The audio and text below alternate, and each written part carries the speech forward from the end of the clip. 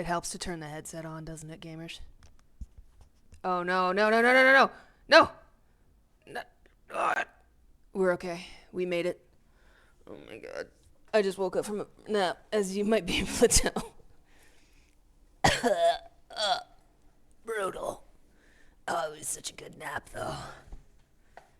Thank you. I just pulled it from an old piece of art. I was like, yeah, I might as well have a slightly more updated version of my avatar. The demon's still around, but I'll wheel her out for special occasions, maybe. One day I might even sync it up so it does the little bouncy thing while I talk. But I'm not doing that. I'm not doing that today. And I think I have to be in a Discord call to do that. And I'm like, oh, do I really want to have that running on my computer while I'm doing Photoshop? Feel like that's asking for a crash, but maybe not. Okay, we'll get right into it. Today I got some more history of Byzantium. Is that on my... Yeah, there we go. I found a new source for all the episodes because his usual website that I get it from, there's like errors, like it doesn't play the episodes, or like there's a dead end whenever you try and download or play one of the episodes. So this is where I'm pulling them from now. I listened to a little bit offline, so right now we're on episode like 12. He's mostly just established the new Roman Empire in modern day Turkey now, and been talking about kind of the founding a little bit, the conquering of Constantinople by Severus, and then Constantine the Great taking over, and all this other stuff. This one's called The State, which I imagine we'll talk about the government. No. No ads. No. Shut up. Shut up, bitch. Ah!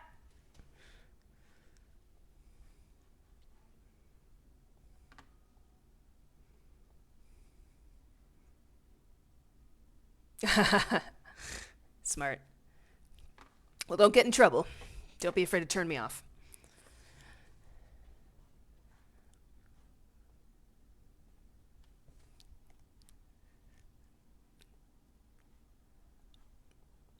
Okay, wait a second. Let me actually get that thing unmuted. There we go. Hello everyone, Oh. and welcome to the History of Byzantium. Episode 12, The State, Part 1, The Government.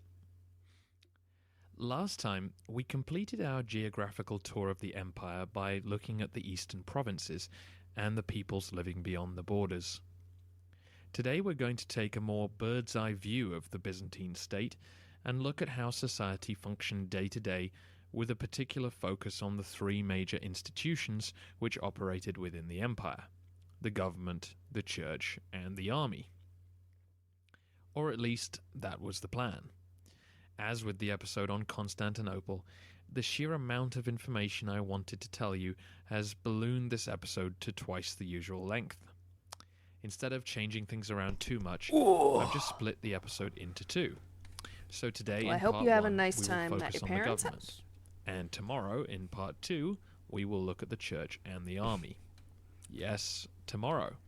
I thought I'd give it 24 Hell yeah. hours just in case it confuses anyone's feeds. Oh, I gotta tell Twitter. But the work is done. The episode is recorded.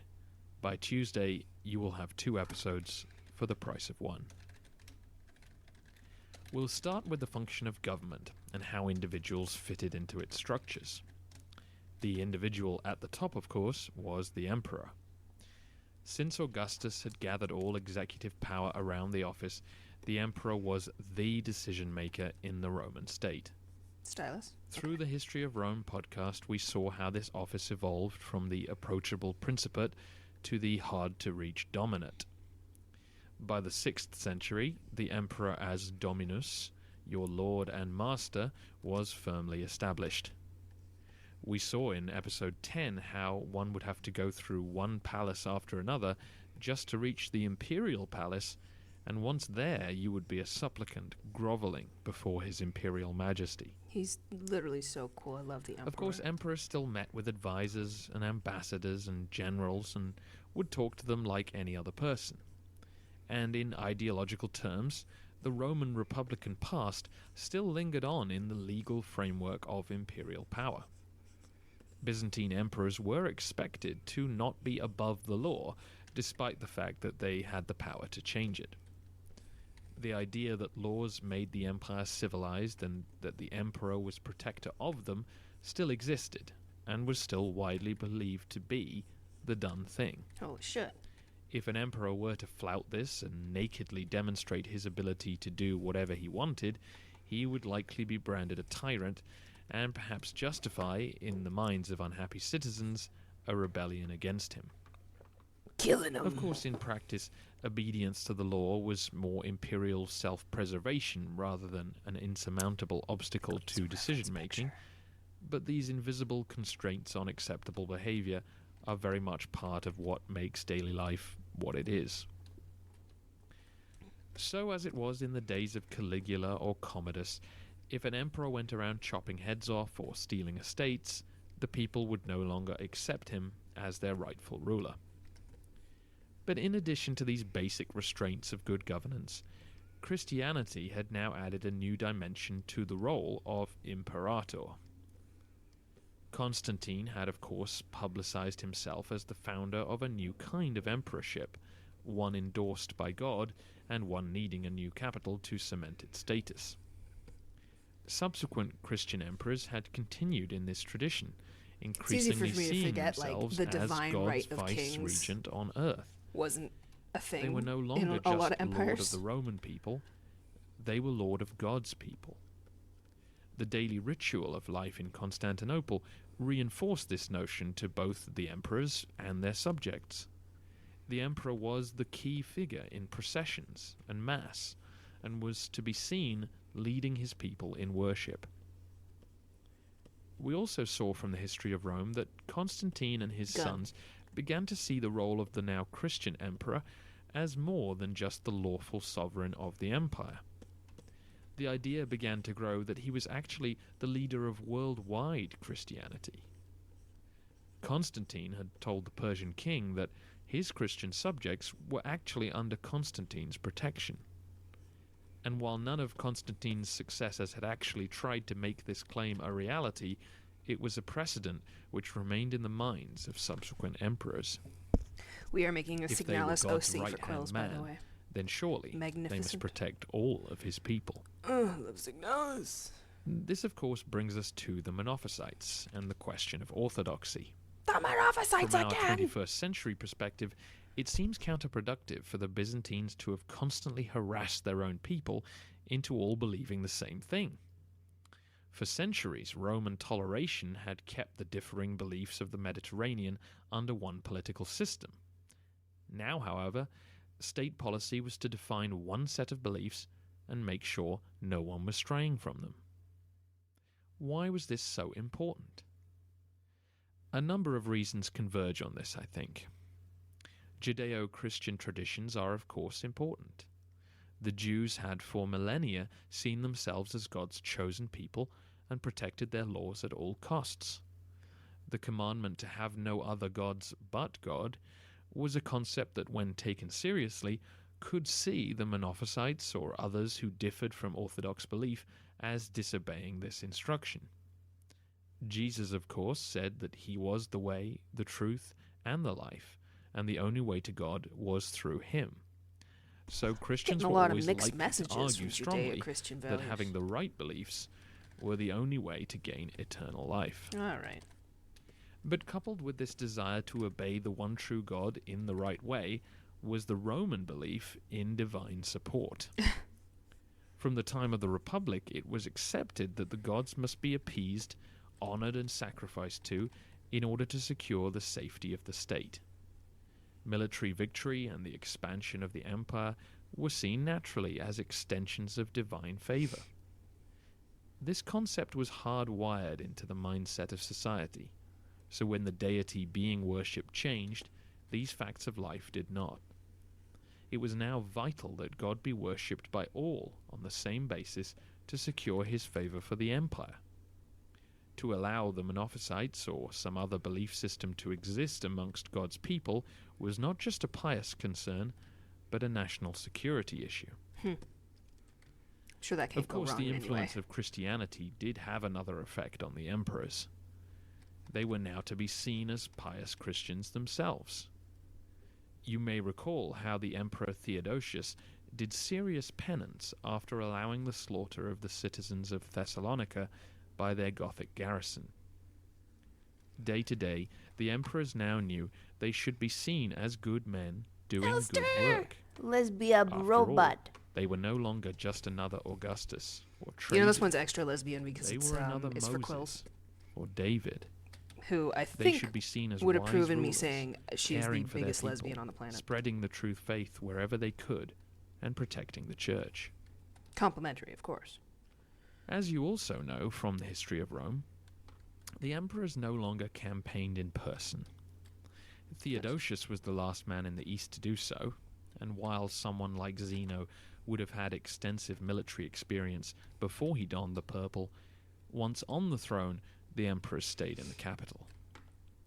All decisions would be made here and flow outward to the rest of the empire. See if I can pull up a picture Before we of Quills follow and give those her the decisions similar out hair. into the empire, though, there's one trivial matter I should probably mention. The imperial regalia had changed since the days of Augustus. The white or purple toga and laurels had now been replaced by the diadem or the crown, with long flowing robes and red boots. Surrounding the emperor in his palace were the ministers of state. Arguably the most important position was the Master of Offices, created around 320 to become head of the empire's administration. This man was in charge of the day-to-day functioning of the palace. He commanded the Scalarii, the palace regiments, and was responsible for the emperor's safety. He controlled and directed the empire's bureaucrats, including the imperial courier service, interpreters, diplomats, spies, and secret police. Those last two roles might conjure up images in your head of a far more organized system of intelligence than actually existed. But this wider body of civil servants were spread out across the empire, keeping a close watch on provincial officials, maintaining the public Gay post, booties. and implementing government I thought those policies, tabby boots were gay all booties. while reporting back to the Master of Offices. If this weren't enough, he was also responsible for the supervision of imperial armament factories and of the billeting and provisioning of troops. He also had broad judicial authority over military courts. He was equal rank and status with the other two senior officials of the empire, but as you can see, he wielded considerable power and could keep an eye on all the other bureaus of the palace because the men staffing them were often provided by him. Those two officials of equal rank were the confusingly named Praetorian Prefects. As you may remember from episode 10, the excubators were the emperor's bodyguard and were the Byzantine equivalent of the old Praetorian Guard. The Praetorian Prefects were Diocletian's innovation. When he was trying to increase central control over the empire, he created a level of authority above the provincial governors by grouping multiple provinces into dioceses, who then had a vicar ruling each one. The dioceses were then grouped into Praetorian prefectures, with a prefect ruling each one of those. There were only now two prefectures left, Illyricum and the East, the others having been lost in the West. The prefect of Illyricum, based in Thessalonica, had an important role in governing the vulnerable Balkan provinces. But of course it was more prestigious to be prefect of the East, based in Constantinople and interacting weekly with the emperor. The primary function of the Praetorian prefect was the calculation, collection, and redistribution of the land tax. However, course they they had to were make it also about responsible taxes. for justice. Okay. Both that's legal clear. cases and tax collection made their way up the ladder from the local level. to the local council, then to the nearest city, on up to provincial, diocesan, and finally prefectural levels. The land tax was the most important source of the empire's money. The departments of the prefect would have staff responsible for each diocese and each province, and would send out inspectors I just and gotta close the officials window here. to It make is sure taxes were being bright. properly assessed and paid. As you may remember from episode 4, Anastasius was slowly encouraging people Open to pay in windows. cash once more, Close blind. after Diocletian had organized the system around payments in kind back in the 3rd century. The prefect's job included organizing the grain shipments coming to the capital from Egypt and those headed out to feed the armies. It may not be the most sexy answer to the question of Roman success or Byzantine survival, but this field-by-field assessment of tax was a huge reason why the empire lasted as long as it did. Every year, year after year, it supplied the treasury with vast amounts of revenue, increasingly in gold. Money. This income maintained an imperial bureaucracy, who in turn maintained the armies and fleets which made the empire possible. I'll talk more about the huge advantages which a professional army gave to the empire in the next episode, but for now, that circulation of gold kept the empire's economy flowing, as salaried officials and military personnel would spend their cash, creating a liquid market for farmers, craftsmen, and professionals of all kinds, We've got who to could then have also pay their money. taxes in cash. me when I need money. Now, of course, this system was very far from perfect. The salaries of the evaluators, collectors, bookkeepers, auditors, Let me inspectors, and guess. supervisors Was were reasonable. themselves a huge expense. And those same paid officials would accept bribes, extort illegal payments, or divert tax money into their own pockets. Without modern communications and technology, it was all too easy for payments to fall through the cracks. The government often had to levy special taxes when emergencies arose, and specific local communities were obliged to feed and house officials and soldiers, or provide goods, wood, charcoal, or maintain roads, bridges, and fortifications. So, who were paying these taxes? The two largest corporate landholders were the church and the emperor. We'll talk more about the church tomorrow, but as you probably know, the emperors had been gobbling up land for centuries, including the best land in Egypt. Me when I see land. The leading private landowners were, of course, the I senators. don't know why I keep doing this with faces. They I keep would trying to still render meet them in instead of session, actually just but draw a had normal no fucking important face. Let's just decision-making role. Consuls and praetors were still elected, but their roles were purely ceremonial, beyond paying for their respective games. The size of each senator's holdings varied greatly, and it's worth saying that the East didn't have as many Bill Gates types as the West had had. Some of the old Italian families controlled acres of land spread across Spain and Here's how we do Africa, this one. dating back to Republican times. Of course, the East had its share of mega-wealthy men, but the balance was not quite as skewed.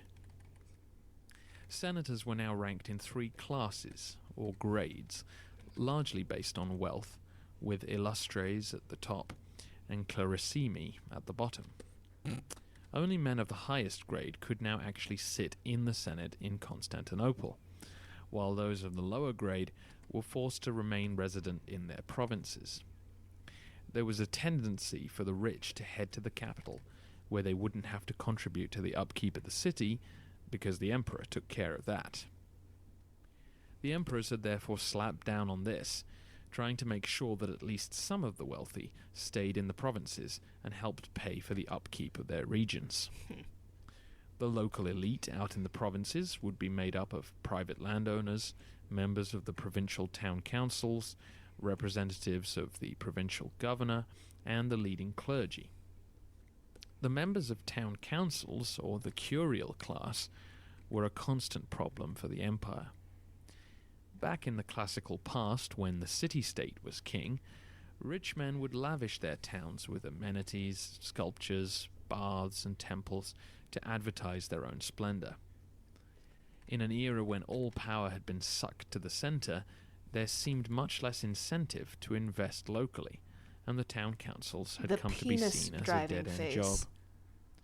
The position was hereditary, meaning families were essentially locked in for life as the providers for their towns and the collectors of local taxation. If the necessary amount couldn't be collected, then you would be responsible for the shortfall, Okay, a kind of position based. which provided Well, little notoriety and could be potentially ruinous. yeah, kind of based. Between the time of Constantine and Theodosius II, 192 laws were passed trying to regulate the councillors' jobs and prevent men from leaving their posts. Below the wealthy were everybody else. As we saw in Constantinople, there could be a wide variety of jobs in a major city, but out in the provinces, you were most likely going to be an agricultural worker, a rural artisan, or a skilled worker in a specialist trade. And by far the largest group were the agricultural workers. The empire lived off the land as it had always done. Traditions differed from place to place, but there were usually two situations for a worker of this kind. One was that they were a tenant of the local major landowner. They were tied to their plot of land forever, but the landowner would be responsible for all payments of tax. The benefit to this serfdom was that, in theory at least, you couldn't be thrown off your land. The alternative system was to rent the land from the wealthy landowner, but pay your own taxes. A third, smaller group I were found actual it. free peasant landowners. Oh yeah, thinks about penis. though Okay, yeah, I usually know what they were no I more know what you mean. prosperous Good than face. their tenant neighbours. As it had always been, Byzantine society was fairly static, and the inheritance of your parents' jobs was usually the case, either through necessity or by law. This one. However, it was always possible to change your station in life. Opportunities were slim, but through the church, the army, or the imperial Banger. bureaucracy, men could still make a name for themselves. The imperial bureaucracy was, of course, centered on Constantinople. The major offices underneath the Praetorian prefectures and master of offices were the financial departments. The Count of the Sacred Largesse was responsible for minting coins, the state-run workshops, and the issuing of military pay.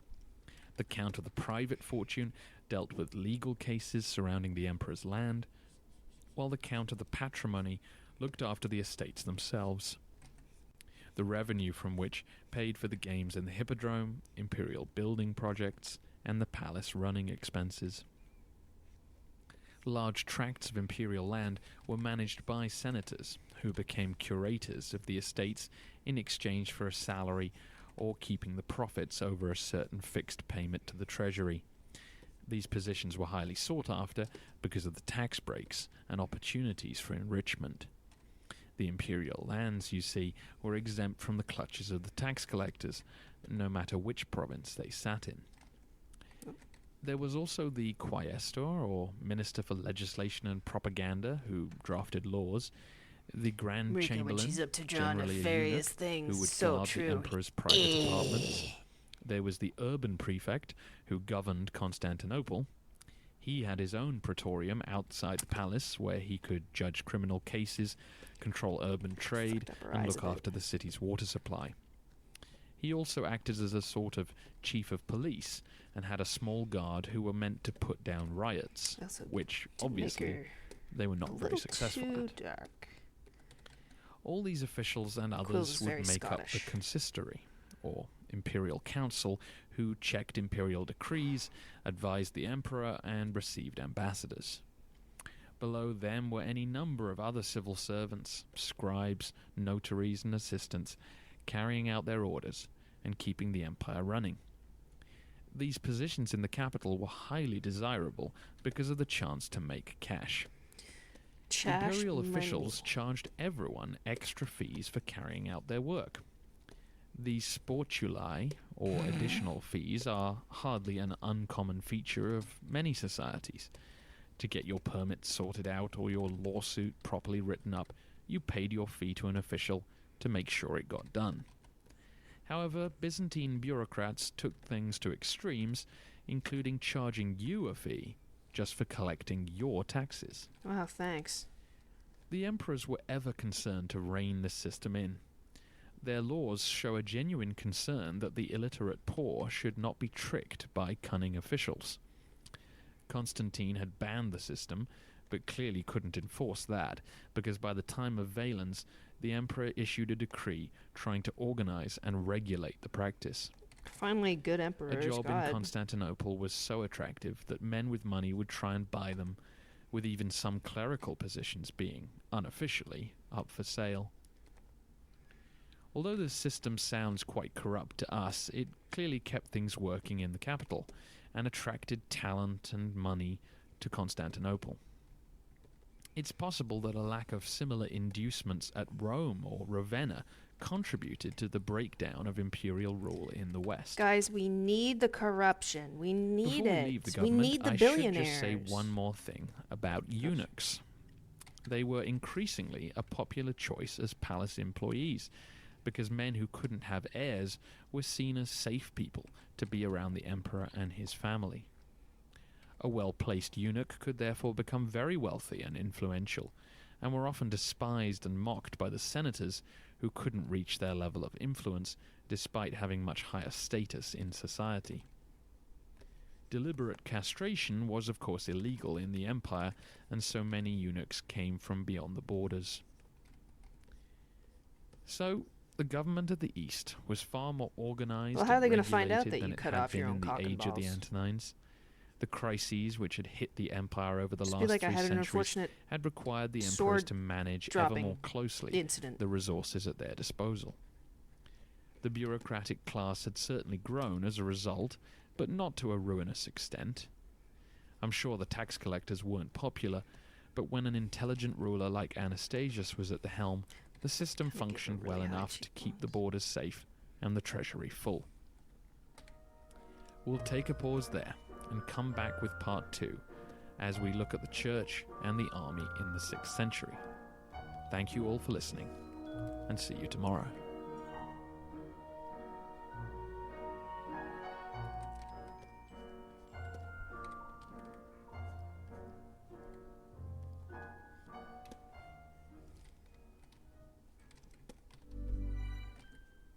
It's hockey season. No, and it's not. You can get anything you need delivered with Uber Eats. Shut up. Well, Hockey season. No, it's fucking not. I don't care about hockey. I don't give a shit about hockey. Hello, everyone, and welcome to the History of Byzantium, Episode 13, The State, Part 2, Ooh, The black Church my and balls. the Army. Yes, this is Part 2 of an episode What'd you taking miss? a look at the Nothing. major institutions which made up the Byzantine state. Taxes. The original podcast I'd planned for ended up being too long, so I've split it into 2. If somehow you missed Part 1, then stop this episode now Stop and it go at back once. to iTunes or thehistoryofbyzantium.wordpress.com or wherever you go and listen to that first. Welcome back. Did you enjoy it? Yes. Good. We now move on to the church, an institution that had changed out of all recognition from the state it was in 300 years before. As you already know, the Roman world had undergone a transformation of religious belief. Estimates suggest that at the time of Constantine, Christians would likely have made up only 10% of the population.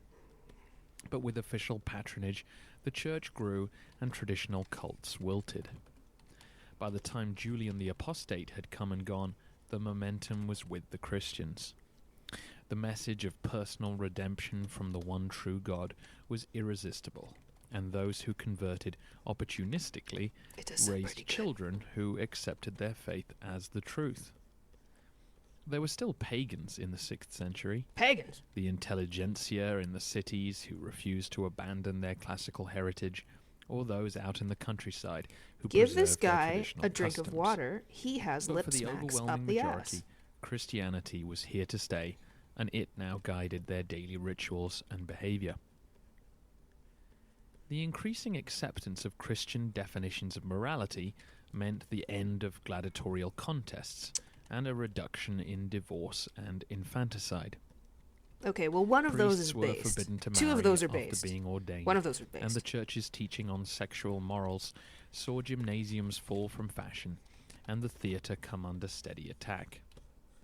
Christian tradition strongly they went after condemned the theatre. killing, which led to an intellectual struggle over the role of soldiers in war or judicial executions.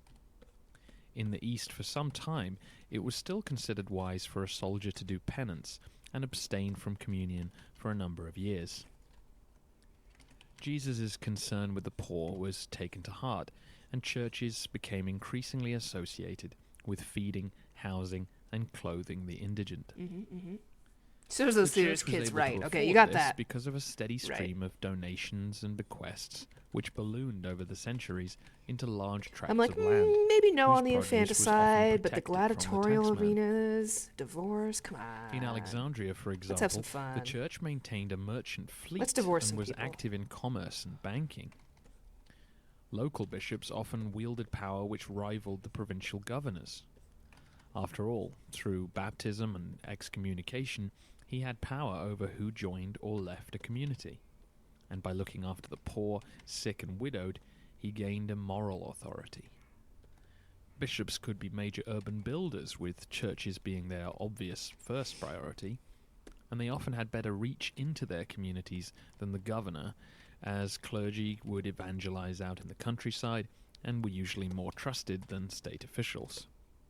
Even secular legal disputes could be brought before him if both parties agreed. Under state sponsorship, the church had grown a parallel bureaucratic structure, with local clergy reporting to their regional bishop, who would report to the metropolitan bishop, who reported to the patriarchs at Thessalonica, Constantinople, Antioch, Jerusalem, and Alexandria. The bishop's state stipend only added to their wealth, and while it's tempting to see this as a drain on the state towards an unproductive sector, the church was increasingly playing a vital role in public life. Many churches set up orphanages, hospitals, and acted as ombudsmen for the poor. The calendar of Byzantine life now revolved around increasingly Christian festivals. In Constantinople, there would be regular public ceremonial and liturgy to mark feast days commemorating saints and martyrs, previous emperors, bad earthquakes, and so on. Many were marked with solemn processions, with patriarch and emperor joining in. Out in the countryside, many pagan fairs and festivals were now given Christian sanction so that their functions of exchange and feast could continue under the eyes of the church. The Proto-Easter and Christmas festivals were celebrated annually, with the emperor processing through the capital, visiting churches, and taking part in Mass. Yeah, man. There's still some Church pretty good services were a churches out daily there, event, but oh with my many at the gosh. capital's There's churches some that are just holding at ruining least it for 4 a everybody day. else.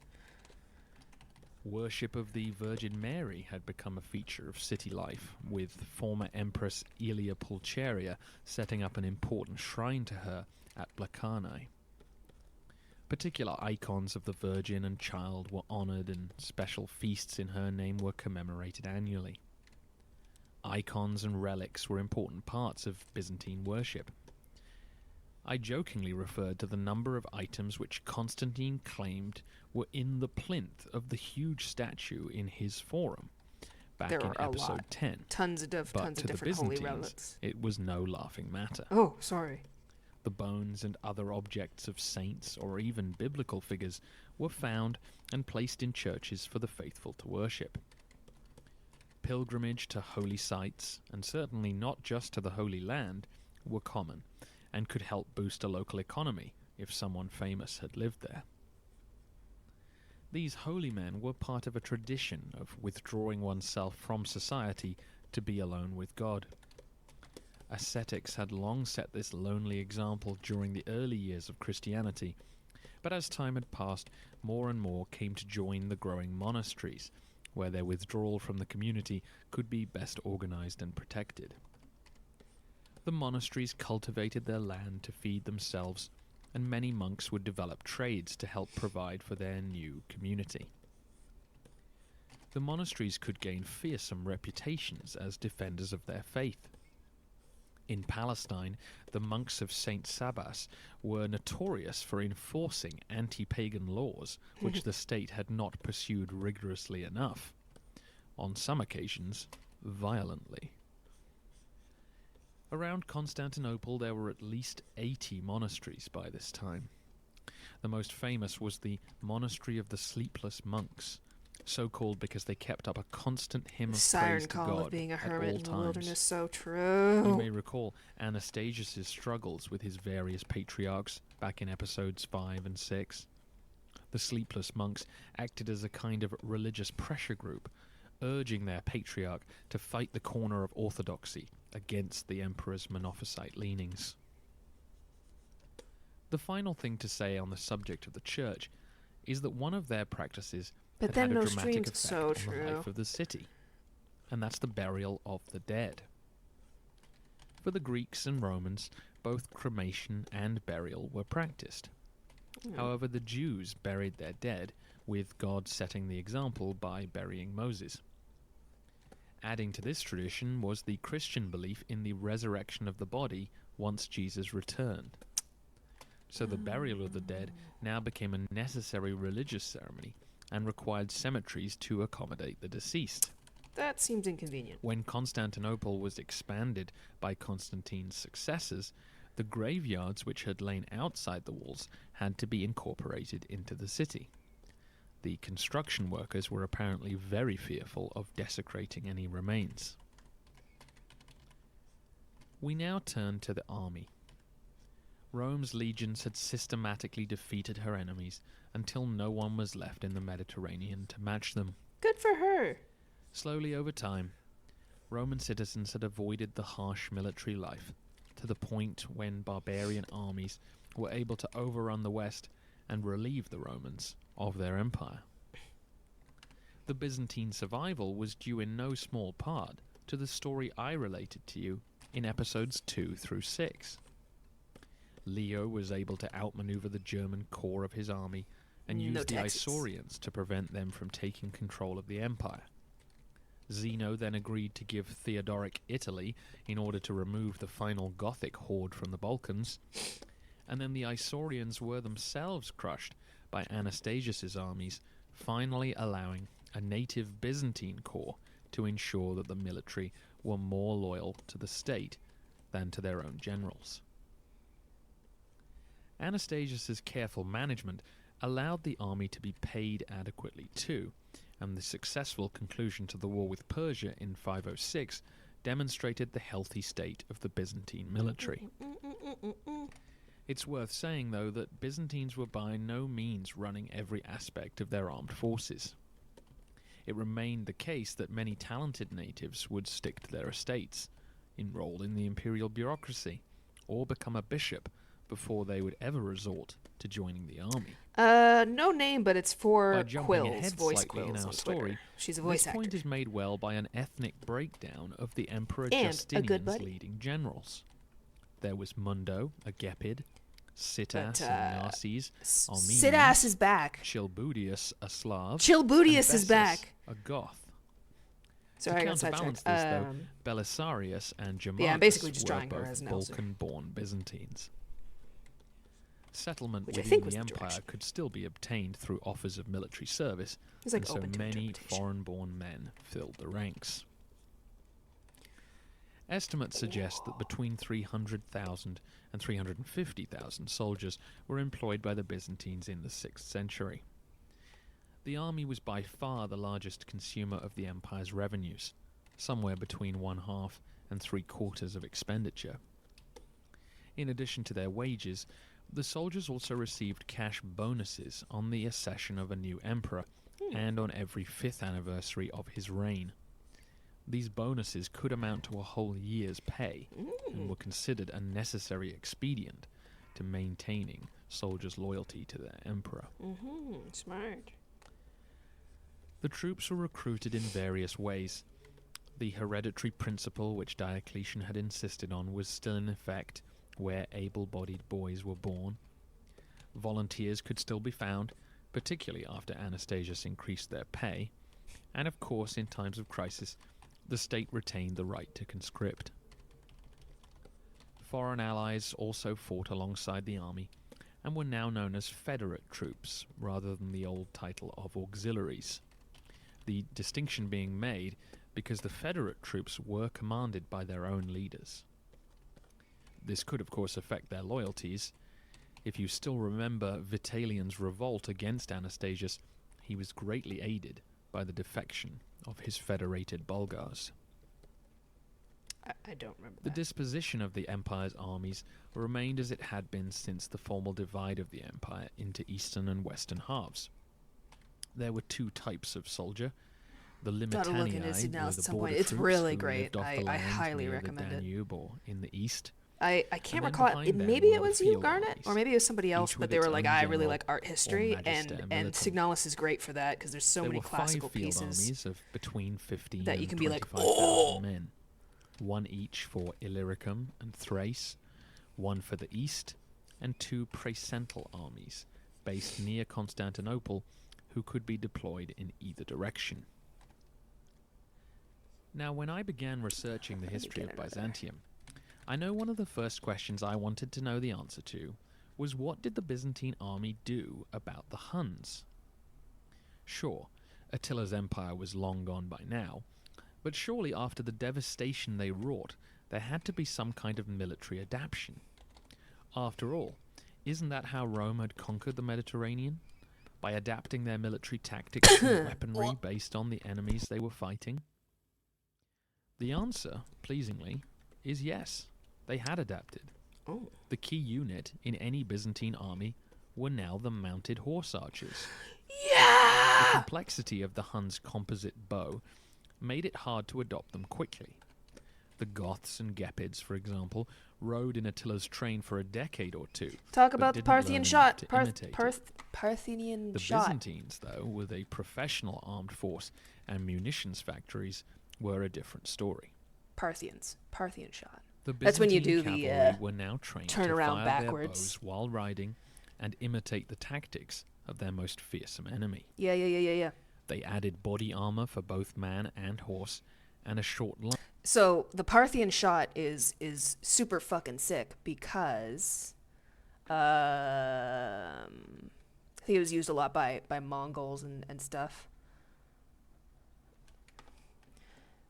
At that time, I guess the Bulgars, but the ability to shoot backwards on a horse, like the ability to fire an arrow off of a moving horse, for one, I mean, is incredible. In terms of like army tactics and shit.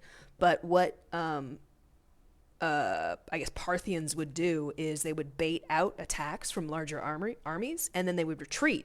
And the armies, being really excited that, oh, we got them into a retreat, let's chase them down and hack them to pieces, would then get a face full of fucking arrows being fired directly into their eyeballs by a bunch of, like, just people turning around. The incredible technology of twisting your spine and hitting bitches in the head as they try and come after you and think that they're winning.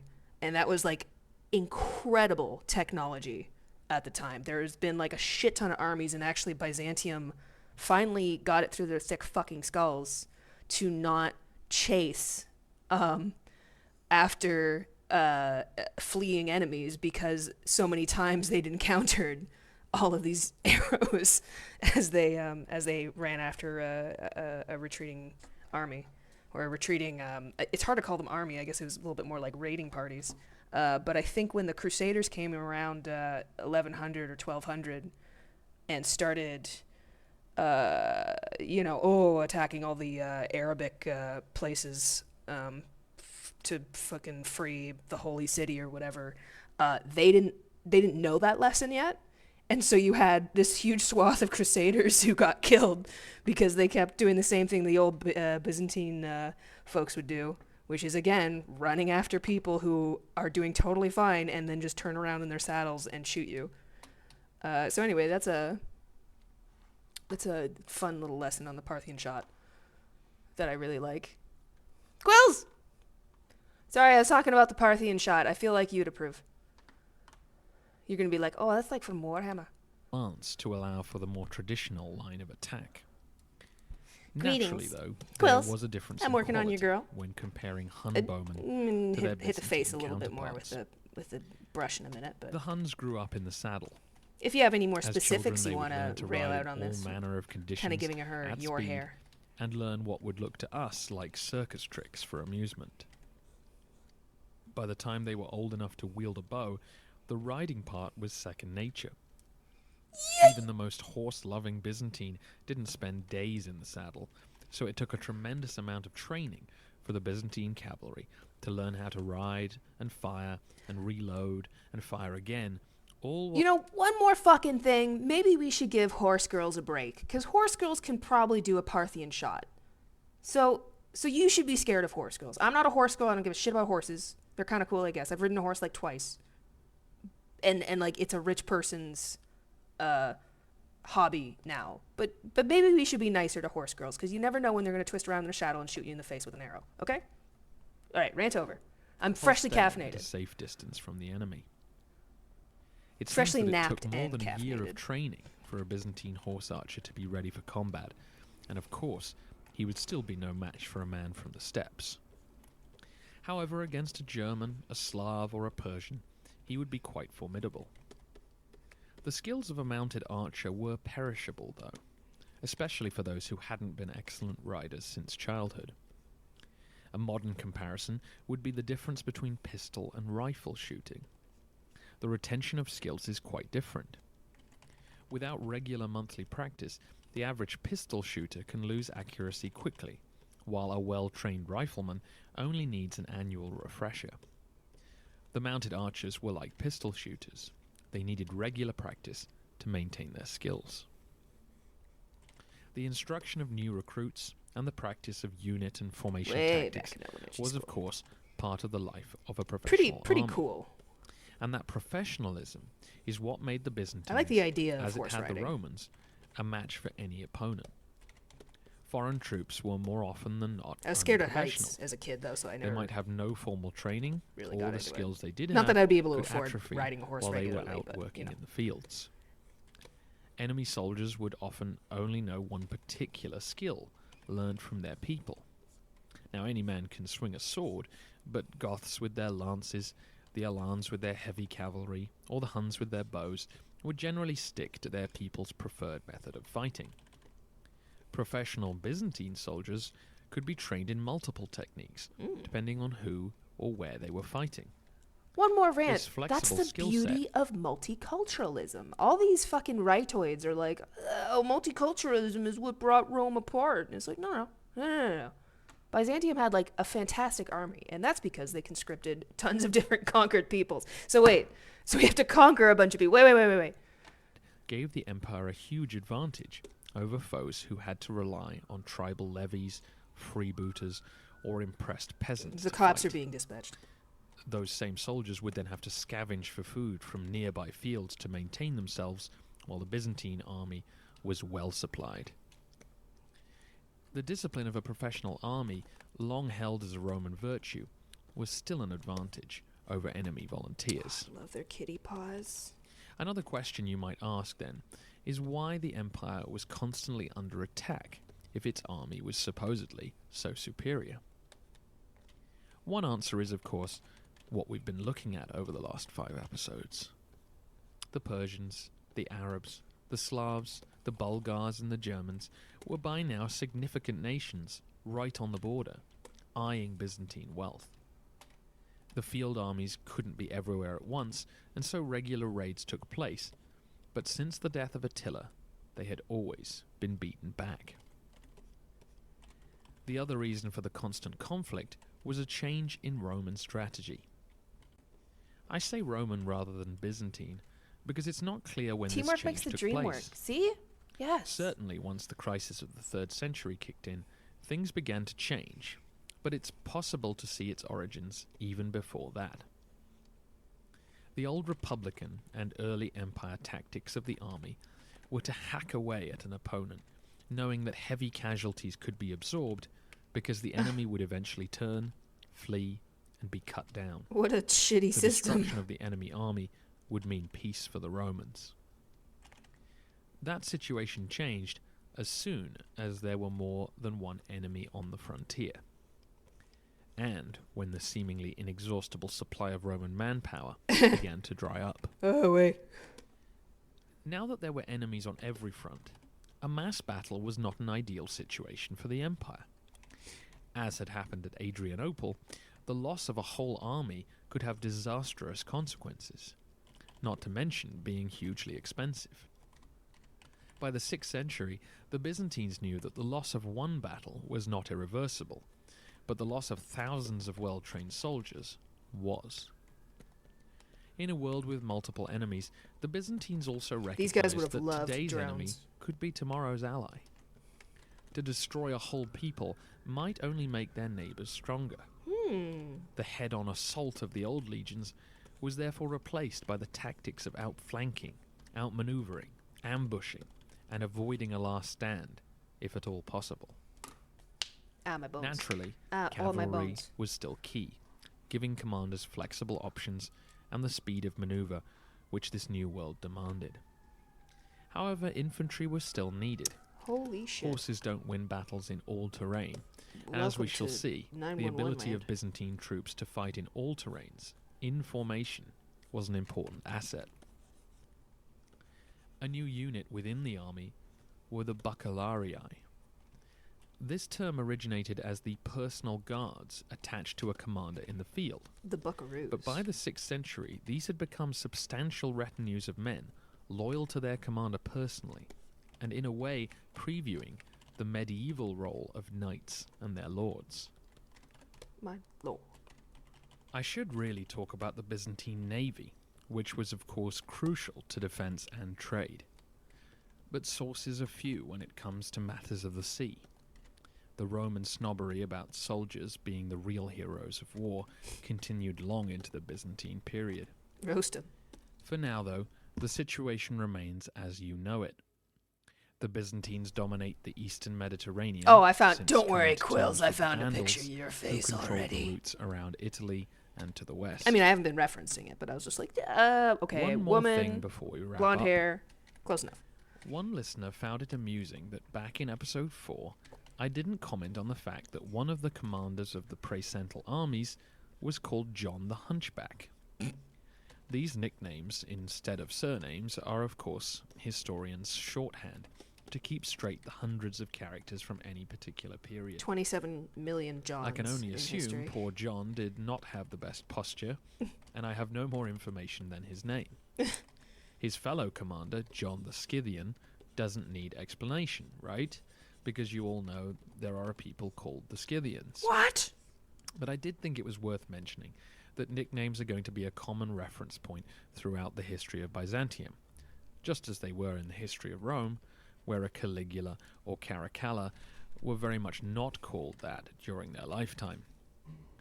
Bishops in particular seem to have amusing nicknames, with Peter the Horse, Timothy the Weasel, and Paul the Stammerer all featuring in our story. These guys are getting roasted. So ends our tour of the Byzantine Empire as it stood at the death of Anastasius in 518. I know it's a lot to take in, but hopefully the broad outlines are clear. The empire is of course now confined to the eastern Mediterranean and surrounded by enemies on all sides. But there are potential Like a little allies bit. too, especially those who share the empire's Christian beliefs. Christianity has brought massive social and political change which are at work transforming the empire's culture and daily life. Despite these changes, though, there is a core of stability which the empire carried forward from its Roman past. Persia aside, the Byzantines were the strongest state in Europe and the Near East. This was down to their organization, their professional armies, and their tax system. The Vandals and Goths, for example, doled out land to their armies rather than paying them a salary. These land-based armies are harder to control because individuals now have less incentive to fight as a whole. It's a lot more effort to discipline someone who isn't relying on you to pay them. The Byzantines were wealthy and organized, and their population was That's growing, also what fucked as we over saw Egypt. back in episode 6, when we approached Pharaoh the started final giving, years of priests Anastasius' reign. too much land, The major so internal problem the empire eventually faced Pharaoh didn't was have like enough disunity, land to owing justify to the his rule. seemingly intractable theological dispute over Something like that. Monophysitism. Or, like, one Vitalian's of the rebellion problems. showed that religious issues could lead to civil war, something the emperors would naturally want to do everything in their power to prevent. That's the situation we're dealing with, as Anastasius exits the stage and his successors step forward. Believe me, the story which follows is one of the great dramas in Roman history, and you won't want to miss it. That cute little. I am, however, going to give Just myself the 3 lightest weeks to get cleft my ducks chin. in a row before the narrative moves Can't even forward. call it a cleft chin, I don't think. I'd like to stick to a 2-week schedule from then There we on, go. so I just need some more time to make that happen. Thank you so much for listening, and for your feedback on iTunes, Facebook, and at thehistoryofbyzantium.wordpress.com. And just in case you weren't listening, this is part 2 of our look at the state. If you missed part 1, go and listen now. Now! What are you gonna do, Robin? What are you gonna do with that power drill? When you play with OLG, it's No. a little different. Shut up.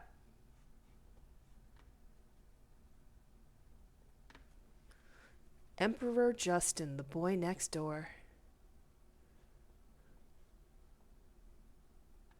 Yeah, don't give clergy power. It never works. Look at all the Final Fantasy games. Thank you, Ziggy. We should roast old Roman men, though. So true, bestie. I want to meet Peter the horse. I gotta know. Power drill me in the ass. Oh, I shouldn't have said that out loud. No. Twitch, no. No. World. Whoa. History of There Byzantium. we go. Episode 14. The Emperor Justin. Before we get into the episode proper, I have several things to talk about. The first is to F. say that Sidworth. if you Clipped! haven't heard No! of Jordan Harbour's podcast, The Twilight Histories, then you need to go check it out. Jordan takes a radio theatre approach with a historical what-if scenario playing out over half an hour with sound effects and music to help you visualize the story. It's an Yesterday I was excellent feeding podcast. into the Cookie Run And if you're fans looking for Yowie. somewhere to Oh, okay. start, Well, that's Check out first of his all your last job. episode, Second of all, very Roma based. Islamica, which, as you can imagine, is the story of what might have happened if the Roman Empire had converted to Islam.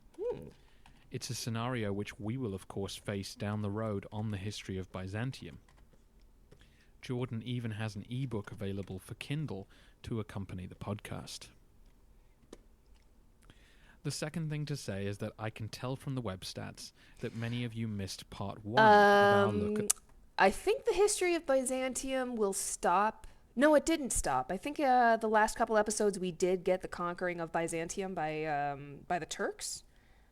But he's still making episodes that kind of explore what happened afterwards. So maybe he'll get it close to modern day or up to modern day. The podcast is called History of Byzantium, though, so that does kind of connote a very specific time. But I think I'd be interested to know a little bit about how former Byzantines dealt with the transition to an Islamic empire. Although I'd also understand if, like, he didn't want to tackle that because the story of the Islamic Empire is, like, a whole other huge story that you'd have to go over. the Byzantine state. So if you only listen to the episode about the church and the army, Is he calling us out you for may missing have missed class? out on the government, which was covered in episode 12. Full never-ending Go story and with this grab it bitch. now. In fact, in the comments left on part 1 at the history Exactly, that's exactly what I'll do. .wordpress.com, listener Dan leaves a great link where you can find more images of Byzantine imperial regalia. We started a red little bit boots late, so I'm and going to flowing keep another robes 5 minutes aplenty. or so into this. And finally, 2 listeners pointed out Let me that I flip was a this. little loose with my wording when I claimed that relics and icons were worshipped within Byzantine Let me churches. just fix her head a little bit here. Of course, to literally worship an object would have broken the commandment to have no other god but me. It's certainly worth drawing a distinction between veneration and actual worship. However, the distinction If only was there's a not whole nearly as period in clear Byzantine as history it would be that today in goes a over that. Protestant church, where worship of anything but the Trinity might be seen as idolatrous. Within the Byzantine world, there was little doubt that, for example, the disciples were holy men, whose relics were capable of healing the sick or warding off evil spirits. Similarly, holy men out in the deserts were regularly consulted for advice and arbitration, while monks, bishops, and of course emperors might be looked at as having a closer relationship with God than the average person. So worship Protestants may hate have that. been the wrong word. But did a Byzantine Christian believe all sorts of things which aren't written anywhere in the Bible? Yes, absolutely. Remember that this is still a world infused with superstition about every aspect of life. The major religious ideology might have changed out of all recognition, but the underlying customs and beliefs about how the world worked were going to take far longer to adapt. Okay, now let's get on with the show. It's been 7 episodes since we left the narrative of the history of Byzantium. And Very to true. make sure we're all on the same page, I'm going to borrow Eventually a I'm quick gonna get trick invaded by from the my Goths. other work as a TV critic. Previously, on the history of Byzantium, the Eastern Roman Empire was enjoying its first spell of peace, prosperity, and relative calm in many a year under the rule of the elderly Emperor Anastasius. Known for his frugality, the emperor had boosted the Byzantine economy by issuing new coins and was slowly filling the treasury as he felt was his duty. So based. The emperor's Monophysite beliefs began to cause problems towards the end of his reign. With the bishop of Antioch, Severus, egging him on, Anastasius tampered with the liturgy in Constantinople's churches, setting off riots and a rebellion in Thrace by one of the army commanders, Vitalian. Although Vitalian was defeated when he marched on the capital, he was not killed and remains at large. Then, on the night of the 9th of July, 518, Anastasius died, after a 27-year reign. It's surprising to learn that the emperor, so fastidious with much of imperial business, had no succession plan in place. Oh dear. Some of the histories claim that he did have an illegitimate son, but that he died during one of Constantinople's major riots. However, Anastasius did have 3 nephews, Probus, Pompeius, and Hypatius. Probus. The latter we've already met. He was sent out to How put many down episodes? Vitalian after the initial revolt, but was defeated, captured, and ransomed. This That's setback so can't have embarrassing. hurt Hypatius' standing too much, as by the time of the emperor's death, he was serving as master of the soldiers in the East, one of the most important jobs in the empire. However, Hypatius was not to become emperor, nor apparently can he have wanted to be. After all, a man who both had a legitimate claim to the throne and commanded the Eastern army would surely have been in a position to press his case.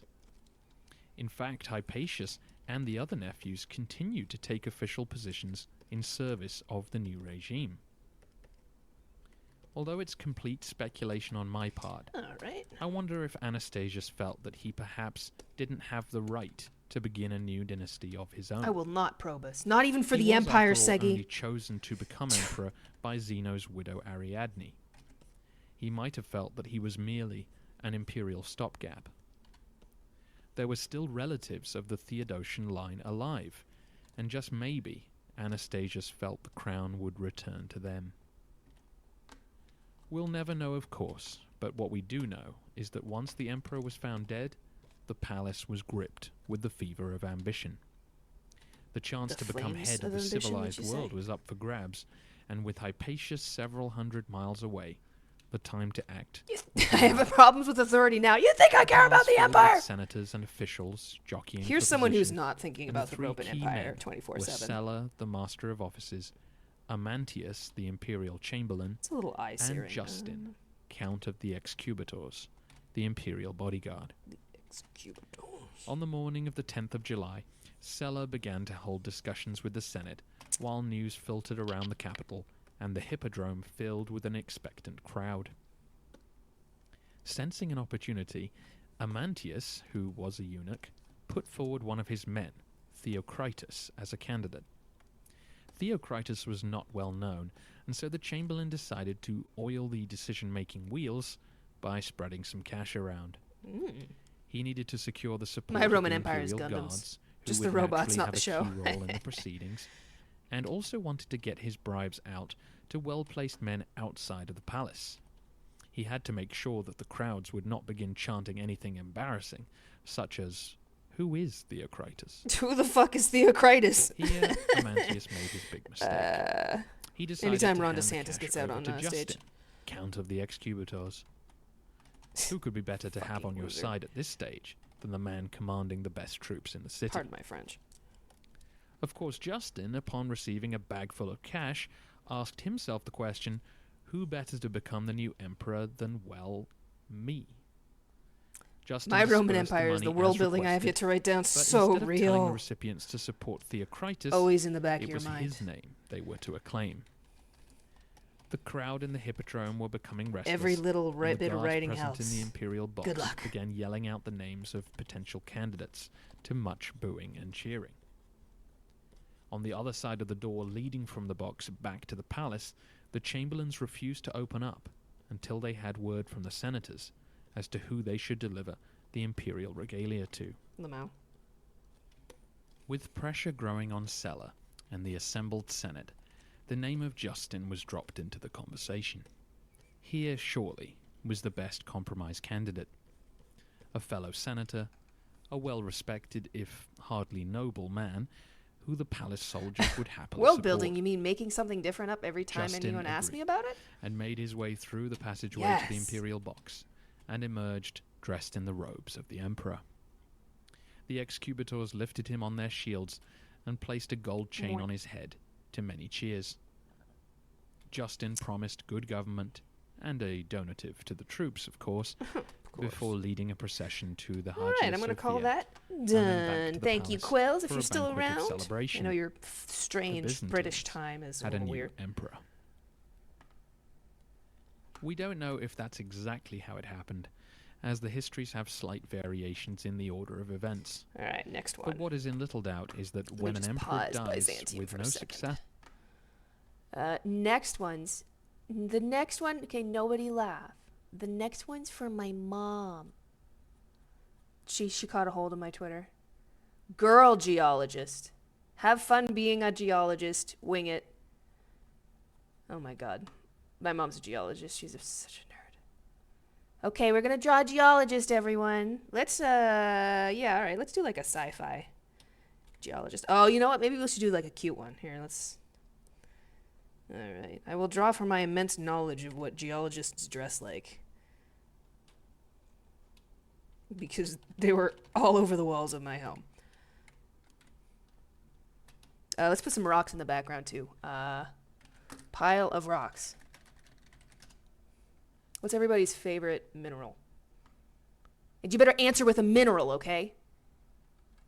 Like a real mineral, not a rock. Rock is a bunch of minerals.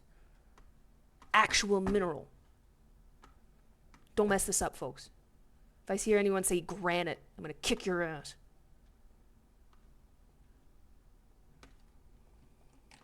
Here we go.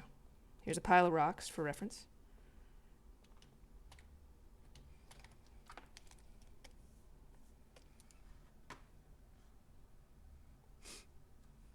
Meth. Quartz. Calcite. All good answers. Amethyst. Great answer. When I was in Northern Ontario, I got to see one of the amethyst mines that they have over there. It was really cool because like all the scree that was piled up outside just as gravel was a bunch of like quartz and granite. A lot of it bleaches though. I think amethyst is one of those crystals that if you get it too much sun, it'll very slowly fade. Pumice. Good. Phosphophyllite. Anime fan spotted. Plagioclase feldspar. Feldspar is a mineral, or is a rock. I think.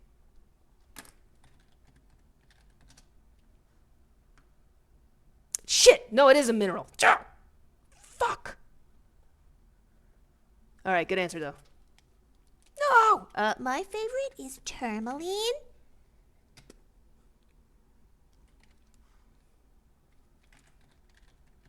Which I think is, okay, yeah, it's a silicate. Oh, it's got boron in it, right? Yeah. Yeah, I like, well, I like all sorts of tourmaline. Black tourmaline's really cool. Okay, what's everybody's favorite rock? It's the primary aluminum-bearing mineral. Oh, my ass got fucking fact-checked. Holy shit. Dominated musclehead. Boulder. Yeah, those quartz mines. Apparently they're also, like, super hot. Like they'll cook you. Cook you within reason, but, like, it's like 70 million degrees or something like that. Smooth pebbles. Okay, it's like sandstone, Dalmatian stone, sand. Does sand count? You know? Okay, sand, but you have to like squeeze it really hard in your fist with a bunch of water, so it sort of looks like sandstone. Marble's always a classic.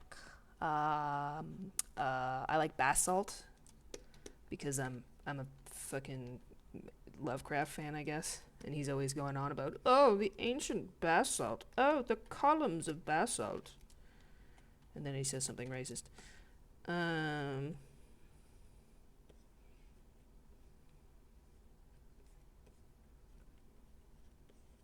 What else? Sorry, we're talking about rocks now. We should put on some rock music. And I don't mean like guitar music. I mean like music that you would hammer rocks to.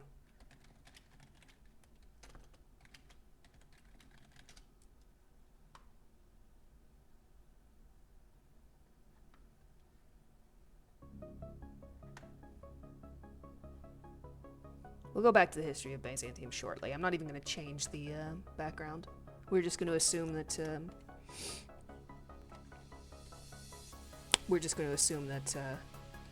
the History of Byzantium podcast is having a vaporwave intermission.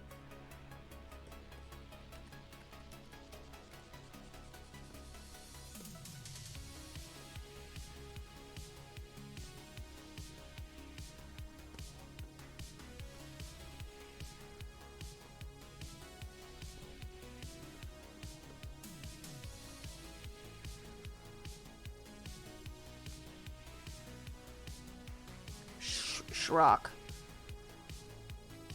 Put on a 10-hour podcast about minerals. Rock and stone. Oh, you get it.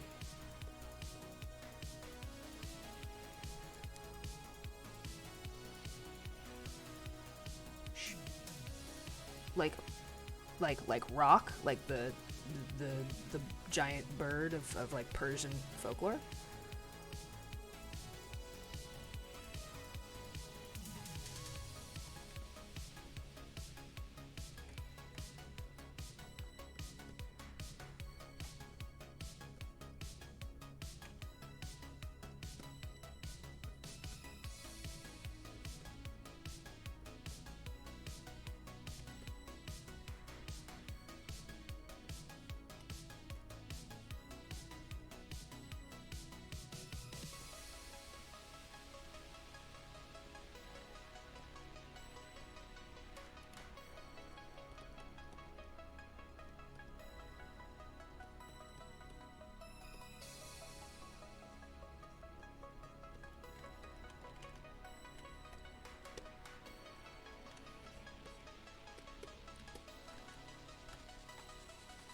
Hello, Higgs. How's it going, bud?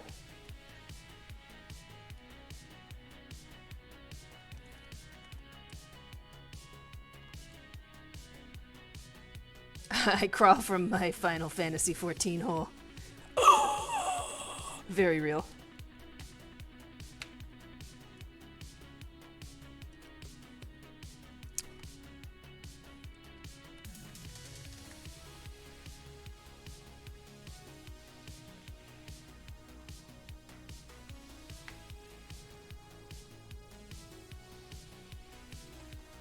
Alright, we're gonna base this little set of comics on some of the stories my mom would tell about being in the Yukon. She did some survey work out in the Yukon for when she was younger. And you always had to have a rifle with you because the Yukon is full of grizzly bears. And they will kill the shit out of you.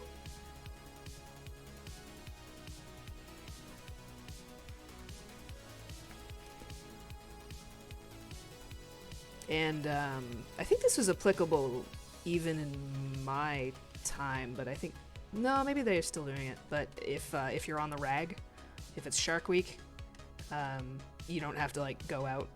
You get covered because the bears can smell the blood, or people suspected that the bears could smell the blood. I don't actually know how accurate it is.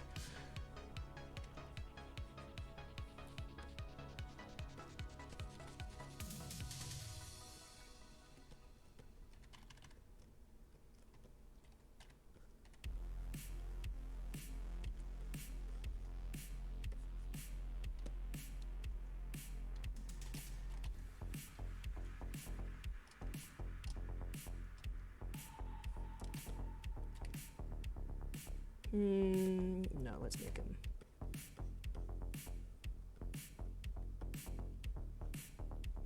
How do bears run? I don't know how bears run. Let's see how they run. It's very loping.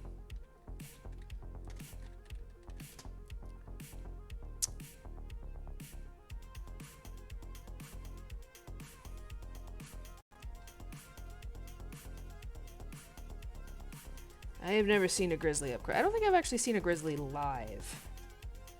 But I've seen a couple of black bears, like way too close probably. And man, the size of these things and like you're kind of not expecting the width. Like this is an incredibly stout animal. Even the small little ones. And the fact that, like, their paws are wider than their forearms, like, look at that. But the smell that these guys would, like, push out in front of them whenever you were just, like, walking by. Just, very strongly scented.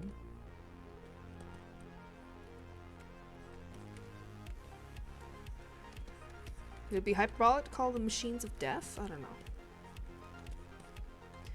Seems kind of rude because, like, they're herbivores, right?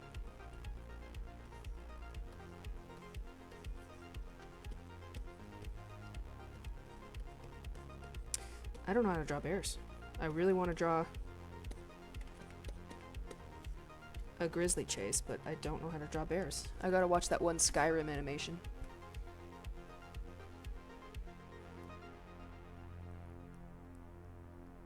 You don't have bears where you are. Just don't pan left because that's where I'll come onto the screen and fight the bear for salmon. Completely naked wild woman stalking Alberta and BC streams for wild salmon. Oh, it's that one girl. Oh my god. Bikini.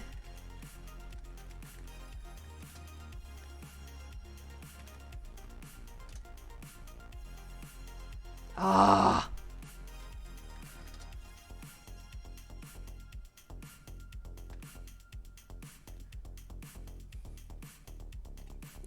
Finally a real fisherwoman appears. Very based.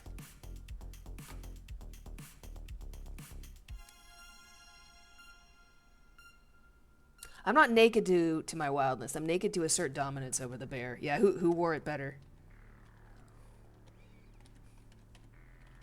What the fuck? You gotta get out of here.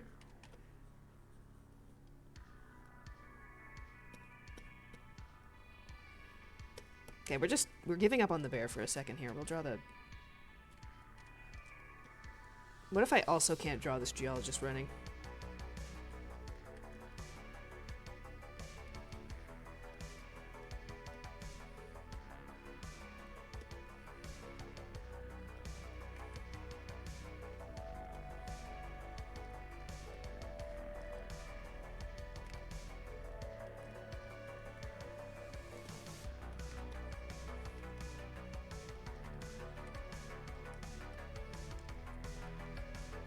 Bear is fully clothed, though. It does have fur. Shouldn't you wear bear fur as well? Interesting, interesting.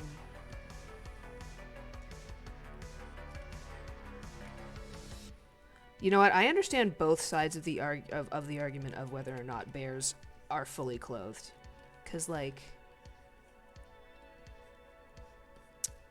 functionally, and also it's funny to think of them as wearing clothes, their furs, their clothes, but also I'm like, oh no, they're naked, because it's funny to say that they're naked. Very, very difficult. Is nudity not a state of mind? So maybe there's like nudist bears. No, but then they would have to be visually different, you know? That's like saying, oh, you're naked under your clothes. And it's like, shut the fuck up.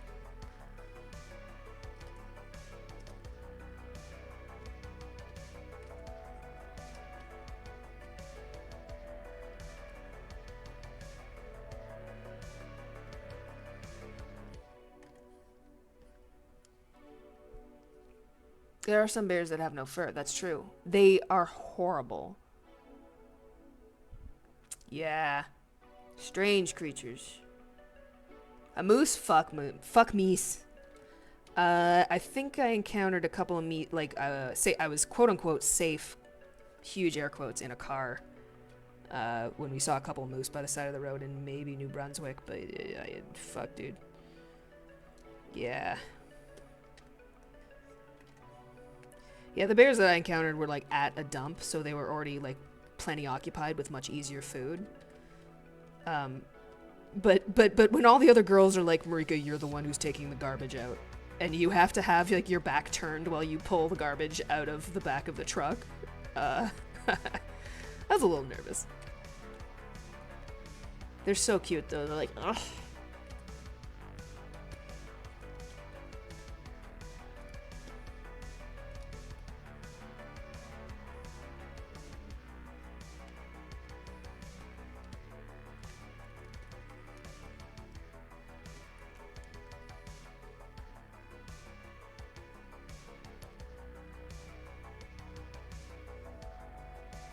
Saw a video of some guy walking behind a bear and just decided to kick it. The bear understandably got pissed, I should say so, and chased it. I like how the guy is turned into an it at this point. It might be a minor semantic slip-up, or if it's deliberate, correct. Who kicks a bear?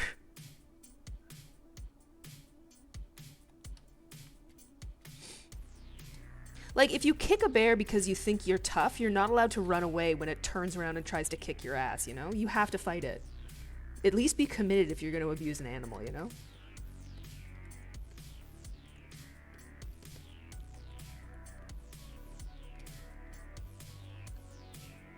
I mean, you take poking the bear literally. Aren't they? They're like chupacabras.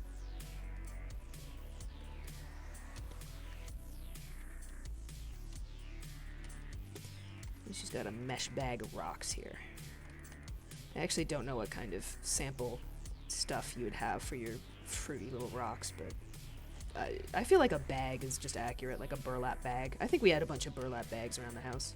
We also had a lot of dynamite crates around the house. I mean, there's no dynamite in it, but... My favorite fact is it's hard to design trash cans for parks and such because the overlap between smart bears and dumb human intelligence is pretty big, yeah. I think it's been described as it is only a matter of time before a bear can get into a trash can. It's just, you know, you gotta make it slightly more inconvenient for the bear not to get into it or something. Shit's funny. Alright, let's get these prettied up.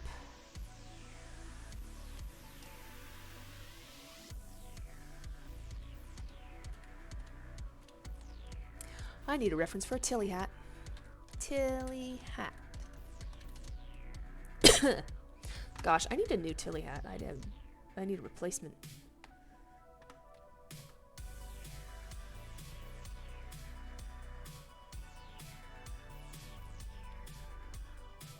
Oh, they got all these modern designs for Tilly hats? I don't think so.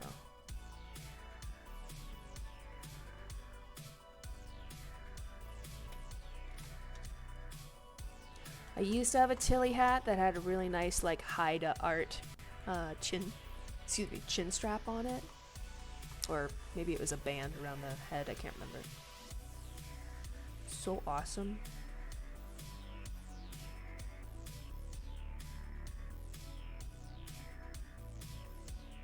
Okay, there's like not a lot of pictures of like actually the Tilly hats that I would wear around. We'll just grab this lady. You're coming with me, woman.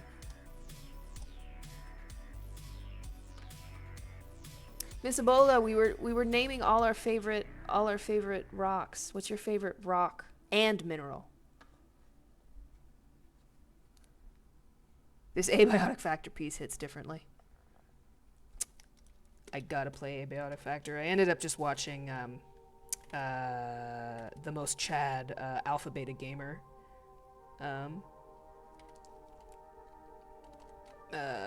playing through the demo. Like, I was just so eepy and I was on the couch and I'm like, oh, I really want to know about Abiotic Factor, but I don't want to get up and actually install it, so I just watched the demo and oh my god, it's so up my alley. I'm actually really hyped.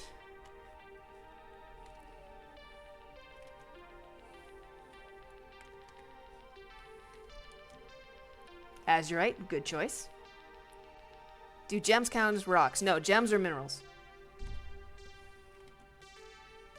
Okay, I guess like jasper is a gem and also a mineral.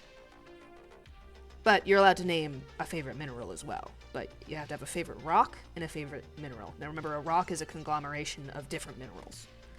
So like basalt, granite, sandstone. Mineral, emerald, a fine choice.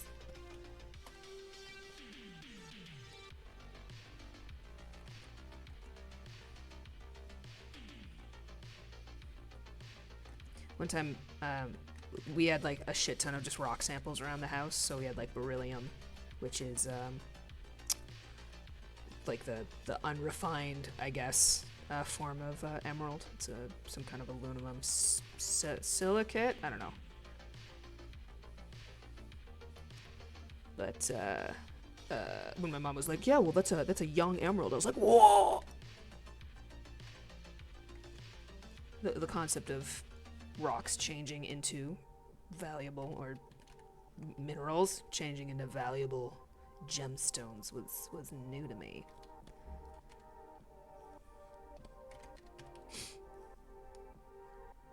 Ruby. My favorite mineral is arsenic. Why am I not surprised? You know what? I actually think I pegged that. I think I was like, she's gonna say something like arsenic. Asbestos was gonna be my second. Young Emerald is not the worst rap name. Obsidian, I paired it. You know, obsidian has to be a rock, right? Oh, no, it's specifically a glass. Okay. It is not a rock. It is not a mineral. No, it is an igneous rock. Fuck off. Okay. Okay, so you got the rock answer correct. Very good. Arsenic like your name, yes. Asbestos would be too obvious. Yeah, you're right. Minerals. You have a mineral collection? Astra, you now have to share with your class what are the rocks in your mineral collection. We are now calling minerals rocks, by the way. I've changed it back up again. I'm a loose cannon. Perfect time to mention. As soon as you said phosphophyllite, I was like, oh yeah, here's the land of the lustrous fan, hell yeah. Or...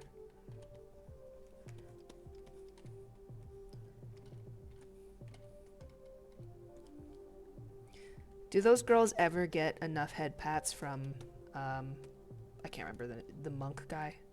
I feel like they never do. He only doles out like one per half season.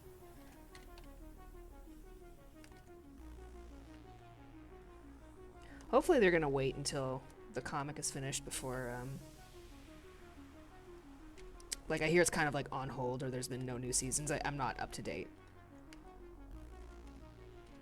But my brother at least is really hoping that they are going to resume the show. Maybe when there's more manga. Obligatory. Oh my god, is that Marika? Basically, Wari, you're gonna love this. My mom commissioned a piece. She said, Okay, let's see. Let me pull this out. So, if you have never seen the Google form for my commissions, it's like it's got a couple of questions that I have the commissioner answer just to get like clarity on what they want. So one is like, drop any links or references. So she's like, female geologist. And I ask about like the mood for the piece, and she's like, have fun being a geologist. Then she tells me to wing it. Just have fun being a biologist is such a threatening turn of phrase.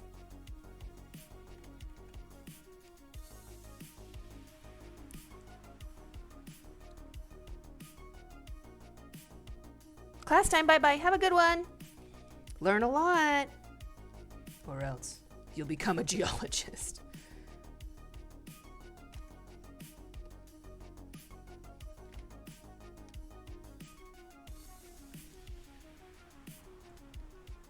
I think I said biologist. Yeah, you're right. Well, have fun being a biologist. Have fun being a microbiologist, you freaks.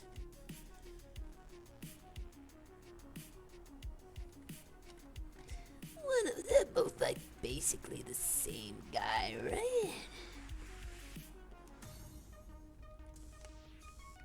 No, she looks too sad like that. Nope, too sad.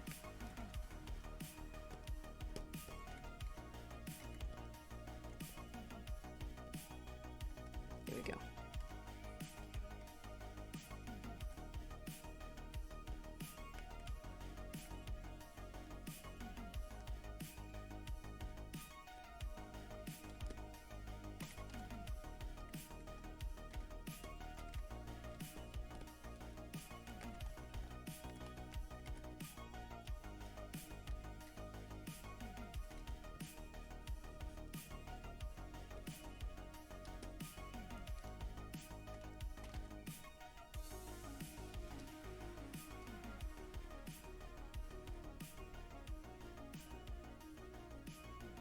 Okay, we got the chambray work shirt.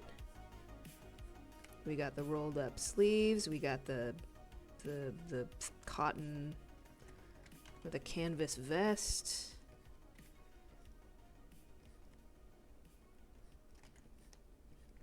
What else do these fake job havers have or wear? Geology isn't a real job.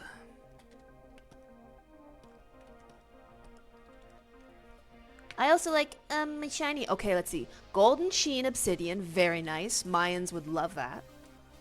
Strawberry obsidian, green obsidian, noble obsidian, snow obsidian, onyx, tiger's eye, bullseye, dyed pink agate, white agate, mossy agate, love mossy agate, pink quartz, angel aura quartz, amethyst, citrine, euconite, also great, labradorite, also great, blue howlite, heliotrope, carnelian, opaline, and more.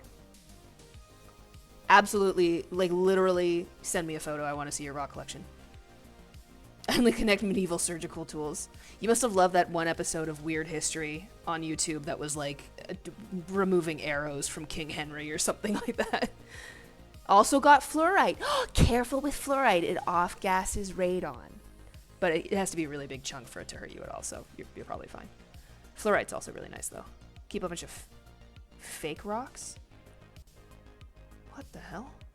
Oh, on the bottom of your bathroom sink. Watermelon tourmaline.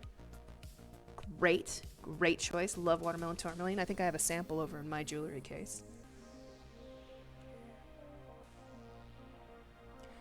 Rhodocronite! I don't know how to pronounce any of these things. Like, I only just figured out how Chalcedony was pronounced, and that's because I listened to the History of Byzantium podcast, and like Chalcedon is a place. I always call it Chalcedony. Don't ask why.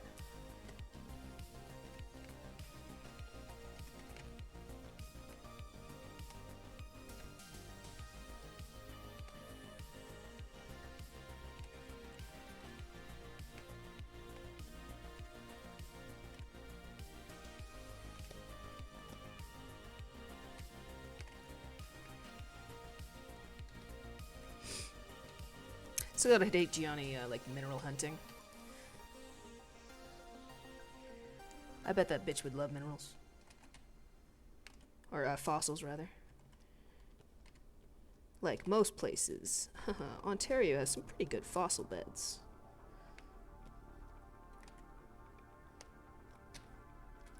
I guess maybe not like most places. I guess Hawaii probably doesn't have amazing fossil beds because it's all like been melted. Maybe they got good fossil beds out to sea.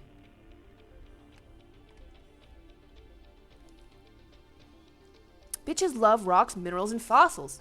So true. Take him to a cave. Actually, we have gone to a cave, Miss Ebola. I can't remember.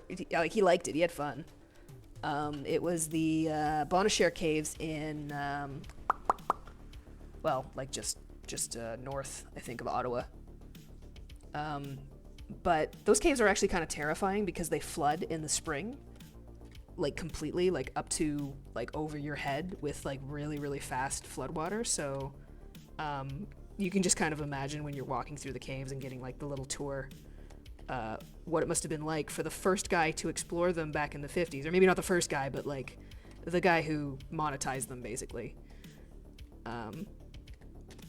He took an inflatable raft in the 50s down into these caves along with a friend's camera, and he got hit by like some kind of eddy or like a whirlpool and lost his paddle, struck the side of the wall and was about to go over, all this with camera in one hand, by the way, and so he had to make a choice between dropping the camera or drowning. So of course he drops the camera and manages to grab onto this like tiny little wedge of rock in the side of the wall to keep himself from going topsy-turvy. He manages to get out. He waits until the flooding drops, and then puts a big open sign on it and starts charging people to go explore the caves. But cool set of caves, very cool set of caves. Very small system, or at least a very small walkable system, but very neat. Tons of fossils too. It's got a river, of course, like right nearby, so we were wandering around the river before the tour opened and found a shit ton of cool things out there, and a couple of mini caves, or caves that actually sort of connected to the existing ones. Had a bunch of fun running around there. I think we found some otter poop.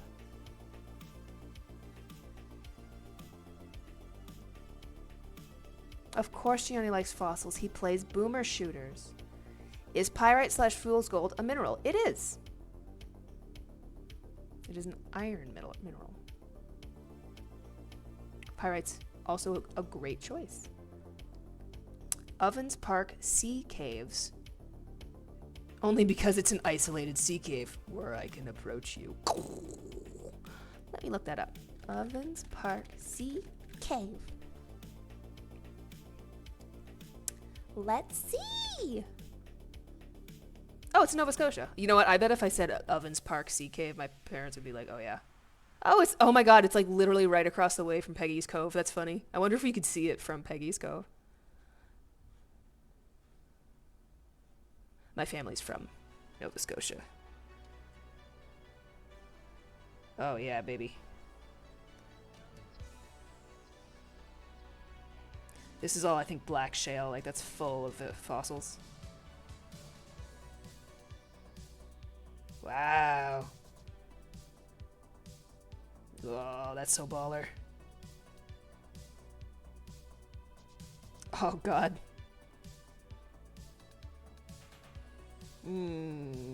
Oh, yeah, we got grinding wheels! Yeah! Oh, that's so pretty. My family's, like all a bunch of Nova Scotia-based geologists, it feels like. Bunch of fucking nerds. Never went there, mostly because I can't swim. Oh my god, Miss Ebola, you can teach me how to do open heart surgery and I can teach you how to swim. This is perfect. And also, I don't think anybody can swim in that particular area because you'd be dashed to death on the rocks. Yeah, I wouldn't mess with all that water even if I could swim. Oh yeah, god. Every once in a while you get those Those notices from Peggy's Cove that's like 10 tourists drown in Peggy's Cove, dashed to death on the rocks. Nobody could help. They all watched.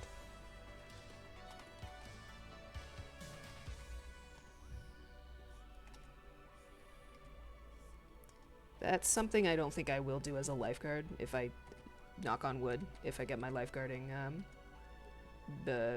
cert. Ocean-based lifeguards get the shit deal. They get the shit deal because they're probably the ones who are most exposed to actual drownings, like deaths. And like it's very rarely do you ever have any like breaks or relief. Like if you are shifted in or clocked in for 8 hours, you are doing the 8 hours, and like maybe you can run and take a shit. But like Mother Nature isn't gonna pause for you, dude, and no one's getting out of the sea even if you blow your silly little whistle.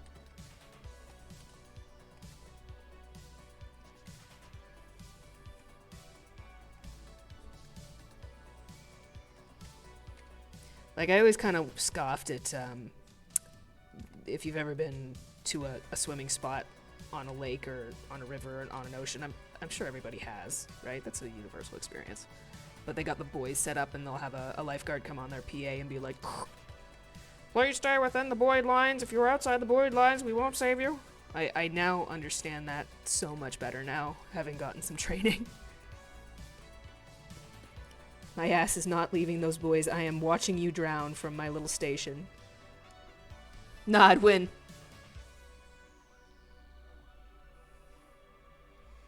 Miss Ebola would just simply stand up in the tumultuous sea on the coast of Nova Scotia. Skill issue, she said. With her, I believe it.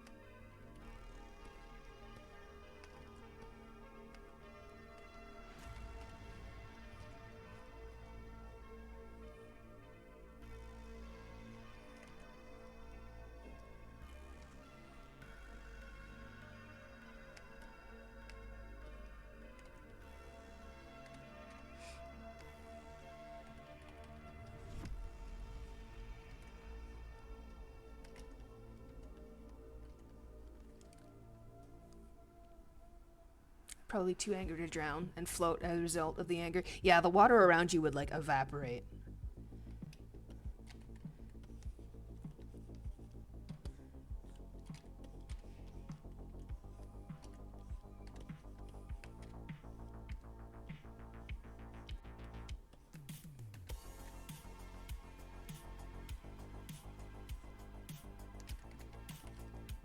Just had another lifeguard class. We've been doing it again like every Saturday for February. And I'm realizing I'm very weak at spinal rollovers. I desperately need to practice them. A spinal rollover is when someone's like hit their head in the pool, or you suspect a spinal injury.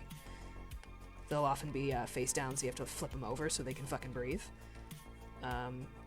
But the way you do it, there's a couple different ways, but the way that, for me, is the easiest, because apparently I'm dyslexic or something, is you basically grab them by the cheekbones with one hand, grab the back of their head with the other hand, and use your forearms against their spine and their solar plexus and squeeze. And that keeps their spine immobilized while you turn them. But you have to, like, duck under them, like, get in the water, like, put your face under the water and like swim under them to flip them in that hold.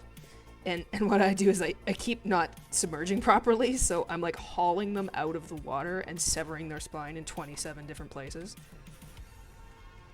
And I was trying to practice it in the pool this morning with just a lifeguard dummy, like a hard shell orange plastic dummy torso, and it's harder to do on the torso because the torso is like super buoyant. So here I am, like, sputtering, trying to do my stupid little twists and turns, and meanwhile, like, the entire Aquafit class of septuagenarians is, like, looking at me like I'm insane. Don't look at me like that.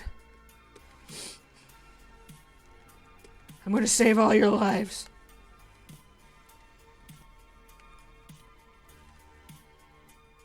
Zoom class over. But I'll get it. It's just a matter of practice.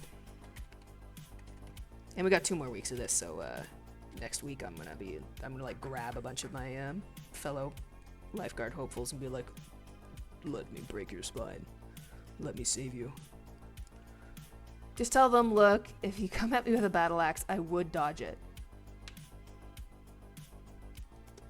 The common pool activity of throwing battle axes at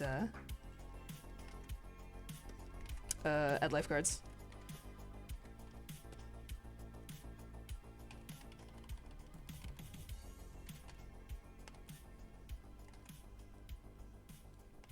What else? Did I learn anything else interesting in my lifeguarding class?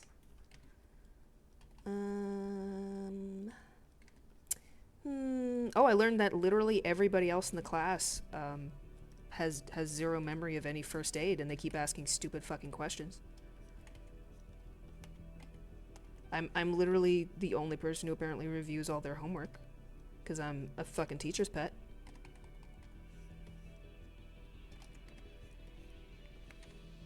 Trying to think of some of the exceedingly silly questions that have been asked during the class.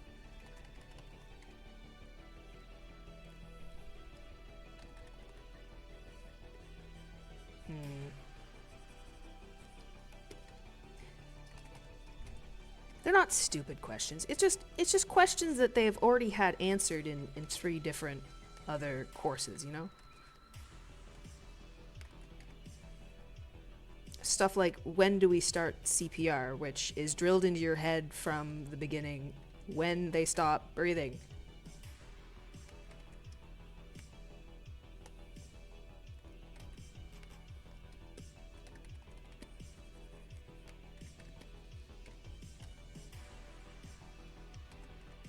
What's the difference between distressed and drowned? What are some other choice words? What are the ABCs? Airway, breathing, circulation. After almost every step in first aid, you should always reassess the ABCs.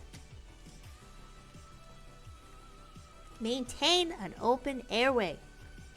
At all times, when you're retrieving a victim from the water, or as you're doing it, check their airway.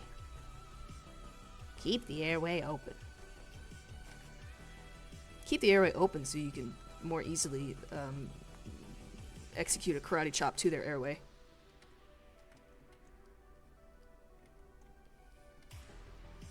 I'm gonna be a teacher's pet for Miss Ebola.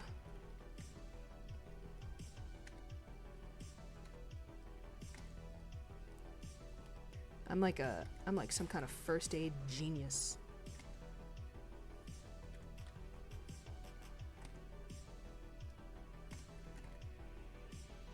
Oh my god, this hand is not coming to me. Ugh! I'm zoning out, I'm too busy thinking about karate chopping someone in the neck.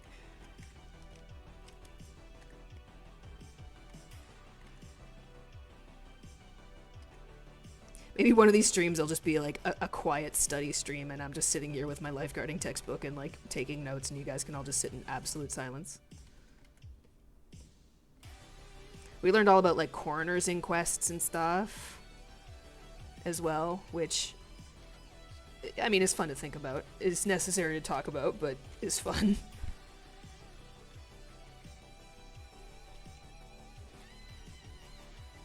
Oh, and like, what is sample? What is sample? That was another one that kept going around too. Like, we would do drills, and these kids would take people out of the pool, and then they would just sit there and be like,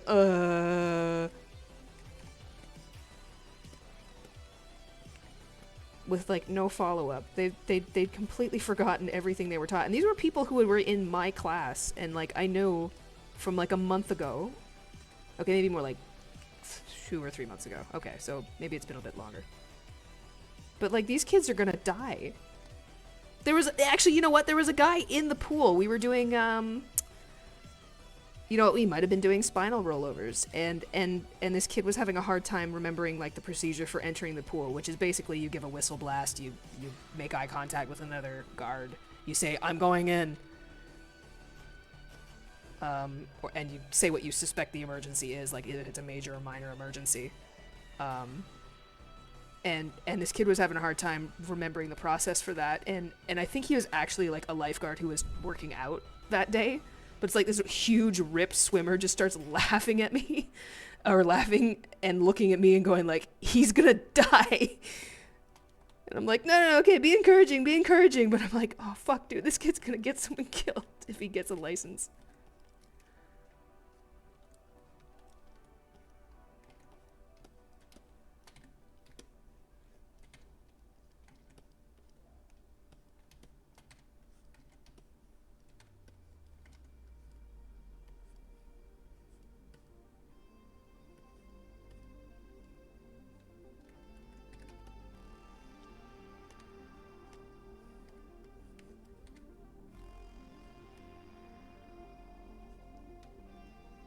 What is, yeah, that one. Symptoms, allergens, medications, oh, well, now I'm the fucking dipshit. P, okay, skip P for a second. Last intake, and, like, scene, or events leading up to incident. What the hell is P again? Past history. And, like, on the spot, like, Wendy or our coach will ask, like, okay, go through sample. And like, when you're kind of in the mode of responding to a fake scenario like that, you know, I kind of freeze with all the acronyms that they have. They're like, what's warts? And I'm like, okay, I can't remember what warts is, but I'm pretty sure it's, like checking pupils or something like that. See, I can't even remember now. But, like, I guess the thing about responding to a scene is that one thing follows another, and you don't have to know the acronym to get it right. But these kids will just sit there and just like stare into space. Oh my God, was I like that when I was a teenager? I probably was.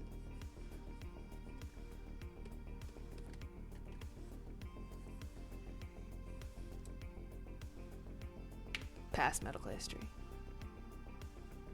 Yeah, just the regular, yeah. Opquirst and Socrates. You're about to, okay, please kindly enlighten us. I actually want to know what either one or both of those mean. I bet it's going to be a bunch of fucking, like a string of absolute medical gibberish, and I can't wait to know what it is.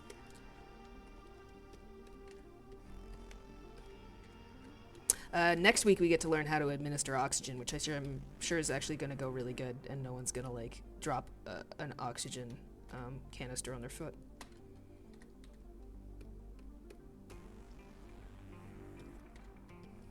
Oh my God, you should see how these kids tie a tourniquet.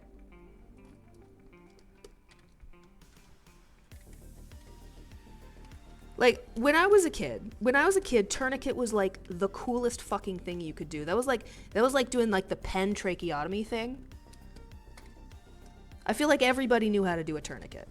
What happened to kids? These TikTok teens don't even know how to tie a TikTok tourniquet. Not the best course to zone out in. We will be standing there. It's a long day. And these kids can be, I think, as young as 15 or 16 and actually still get their license or their certificate. And you know, they're at school all week and it's the weekend and whatever. But we'll be listening to some very critical information of like what the next exercise is going to be. And usually it's pretty simple. You got to, you know, swim 30 meters or do a backflip or whatever shit, or I'm going to show you how to tie a triangular bandage or whatever. And these guys will be space cases. Ugh.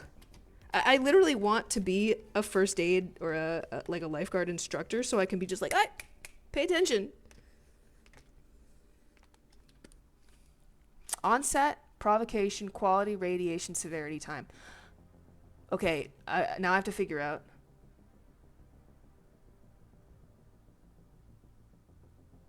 What that's for. Is that just like diagnosing like pain? Like doctor, I got a pain in my left hip. And you have to go, okay, when did it happen? How did it happen? How bad is it? How big is the pain? Or how radiating is the pain? I don't know. Or what kind of pain, I guess, is quality. Severity is how painful. And how long it's been painful. Site, onset, character, radiation, association, time, exacerbating, relieving factors. Oh my god. That's why I could actually never be a doctor. I can handle the standard first aid. But, like the sheer brain power for all these acronyms, I would actually, my head would explode.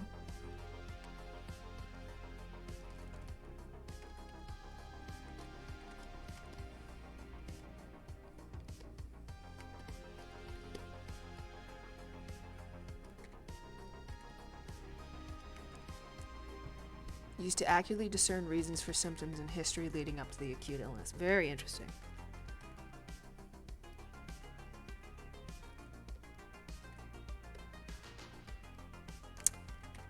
How do I make these eyes more panicky?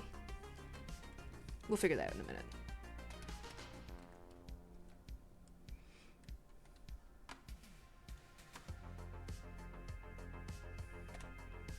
This might be the only 2 commissions I do today. If something pops up, I'll do it, but I think I'm gonna wrap this one up. Keep hanging out. I mean, we still got like, I'm gonna spend another like 10 minutes on this at least. But yeah.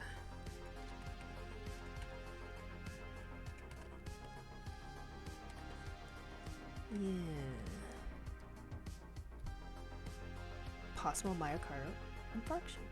Bonus points if you know what that is. You know, we know what angina is, and we know what a heart attack is.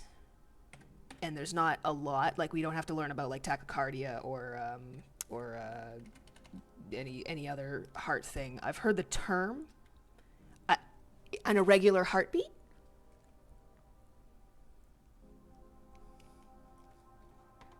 Some kind of irregular heartbeat, which I guess all heart attacks can be classed under.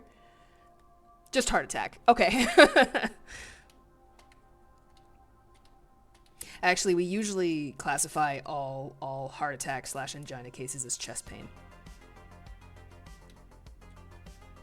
Irregular heartbeat is arrhythmia. Tachycardia is when it goes over 200 or something like that, right?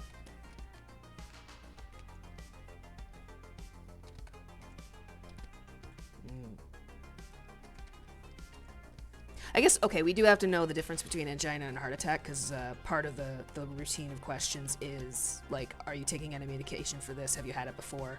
Do you have a history of angina?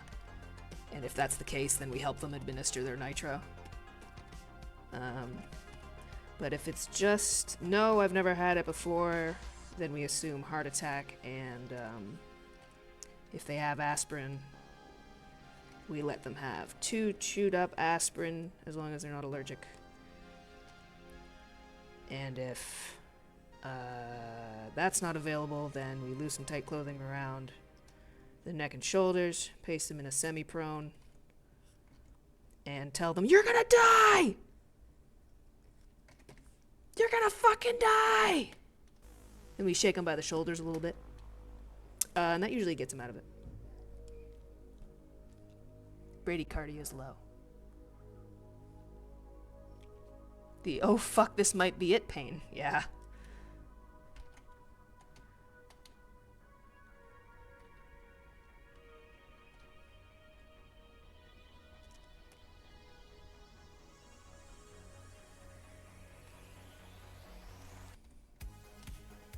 The assessor, the teacher, was talking about like the facility that we're at is just like a YMCA, and kind of regular size, but like a YMCA is usually not too big. But she was talking about like how often these cases actually happen, and it's like super rare in her facility, so the chances of actually me having to deal with it are pretty low. but she was staying at like Wonderland, which is pretty nearby, like 2 hours away, I think. It's like every day you are going in the water as a lifeguard. Someone is in trouble as a lifeguard. You are going in. You're gonna die! Is what I'll be yelling at the person running from the bear. The only time where you're gonna die is helpful in a medical situation is when they're about to be attacked by a bear. Very true. Jaw, neck, arms, shoulders, top of the other signs, another sign indication. Yeah, that's funny and freaks me out because like sometimes I'll do cardio and I'll get like a slight jaw pain, and I know it's actually just because I'm breathing really hard, but I'm like, oh my god, this is it, and I have no other symptoms. I'm totally fine every single time. Maybe next time I go to the doctor, I'll triple check. So bad, yeah, cramps. Oh, yeah, ovulation can actually, yeah, like pinch. Oh, that's a rough. It's Jover. That's the worst. I hear that sometimes like birth control can help with that, but then you also have to be on birth control, which can like change your personality. Random sharp pains in the chest because your ribs may not be pinching. Oh god, it's so stupid. It's a very silly organ. Like, it's kind of hardcore, but it's also like, I'd like to opt out, please.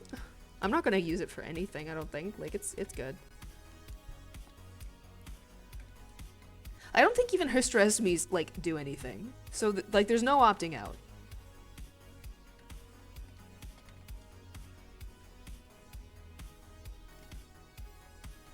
Very, very cringe organ.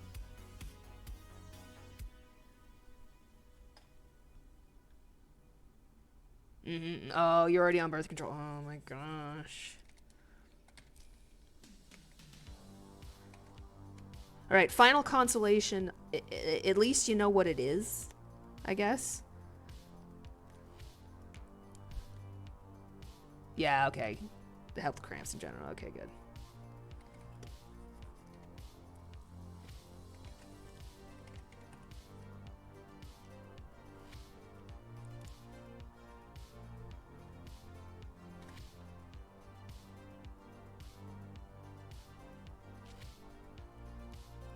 Lying in bed. Oh.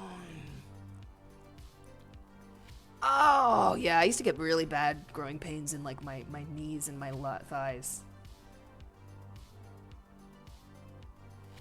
Sometimes you can just shout at your cooch. You should try that with your ribs, Garnet. Just start being like, "Oh, you piece of shit!"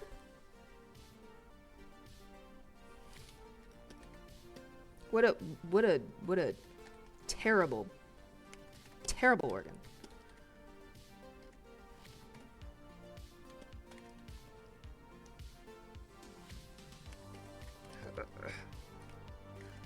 There. Look at the frickin' nose on this guy too. It's like cup shaped. I bet it's like a prehensile nose. I feel like that's something I know about bears. They got a really funny squingy nose.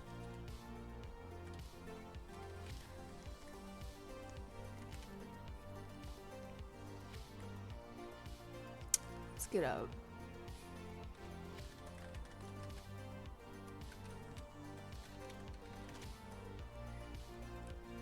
What do they look like when they're roaring? They do the little thing with their upper and lower lip. They're like,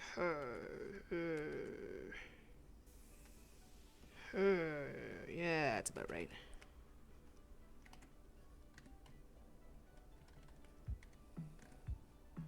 Present me your salmon. Me when I'm hungry for seafood.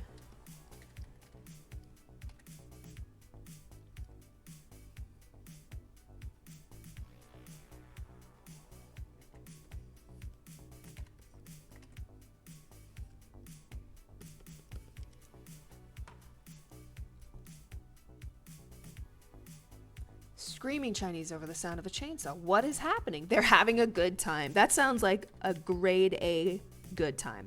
You should go out there. Don't go out there.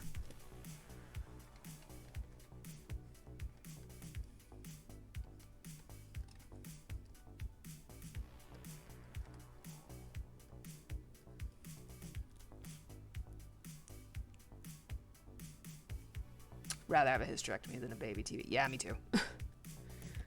um, my mom's stance is, well, when I was younger, she's like, if you ever get pregnant, you can always tell me.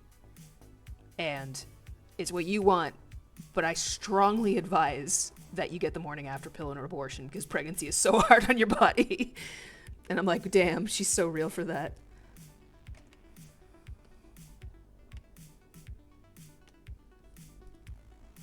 I won't go out there. You'd have to turn off the stream. The most based stream viewer. Absolute loyalty. You are missing out on having some potential fun with a chainsaw out there just to check out my little stream, Miss Ebola. That's why you're my number one. You are my number one gal.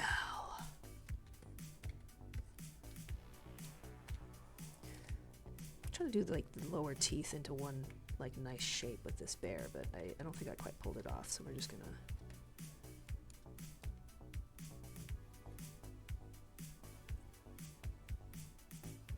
Temporary diabetes. I feel like I've heard that.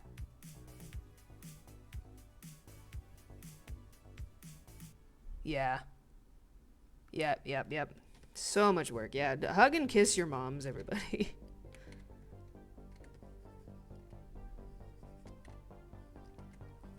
A lot of hard work.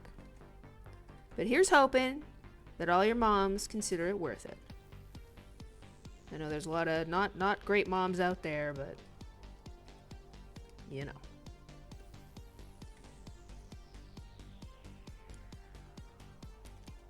Yeah, they really shine it up, don't they? Gestational diabetes when she's pregnant. Oh my gosh, yeah.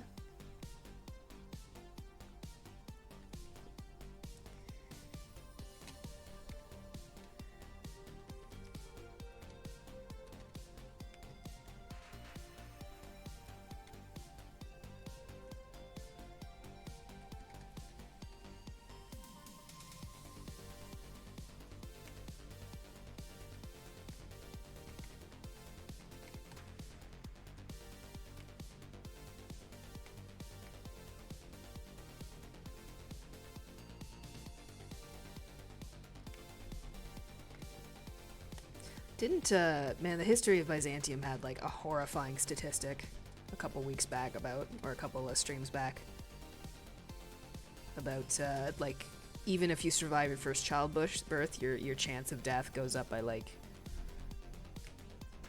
2% or something like that. What sounded like kind of a low number, but also, like, your chance of death in the times of Byzantium was already, like, 50%.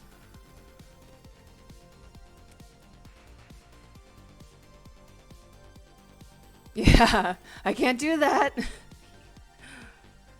Luckily, modern medicine has it covered, but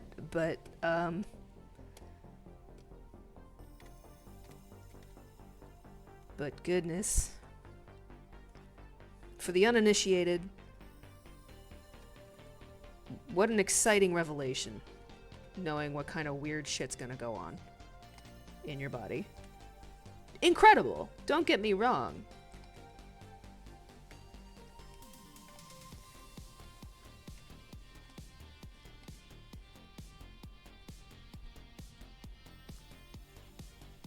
Heard each kid takes years off your life. I could believe that, but then I think of like my Oma. She's like 99 and she had like 5 kids. But you know, maybe she could have, or maybe she's gonna live to 105 instead of 110. I don't know. Who wants to live to be 100 anyway? Yeah, it kind of sounds like a lot of work. I'm just saying they better like make movies that suck your dick in the future, and then I'd be like, eh. Okay, I'll live to 100.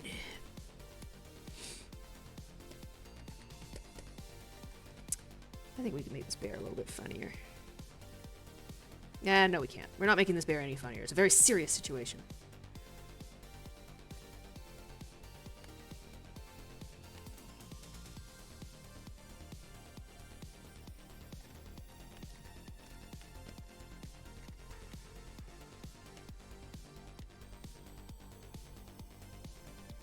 God, Gosh, what are they feeding, like, animators and stylized artists?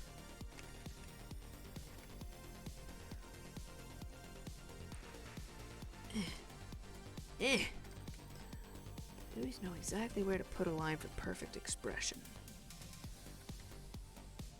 Guess it's practice and hard work. Yeah. You spent a decade developing these gains. You're not getting rid of them. 2 miscible is actually like that's like matter meeting antimatter.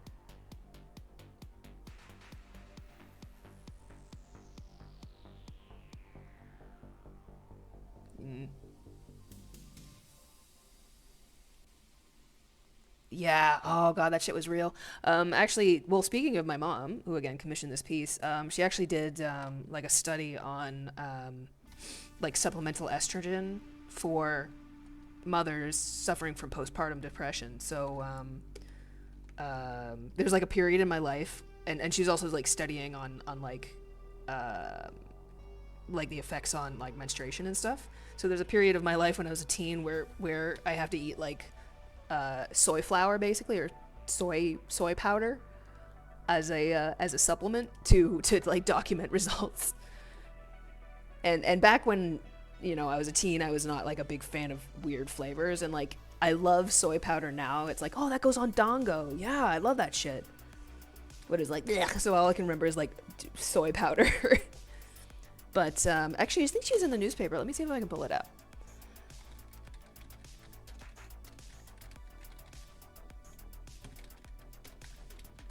I don't think I ever actually read her paper. 2005, yeah, that's about right. Estrogen-related mood disorders, reproductive life cycle factors. I think she did a couple papers.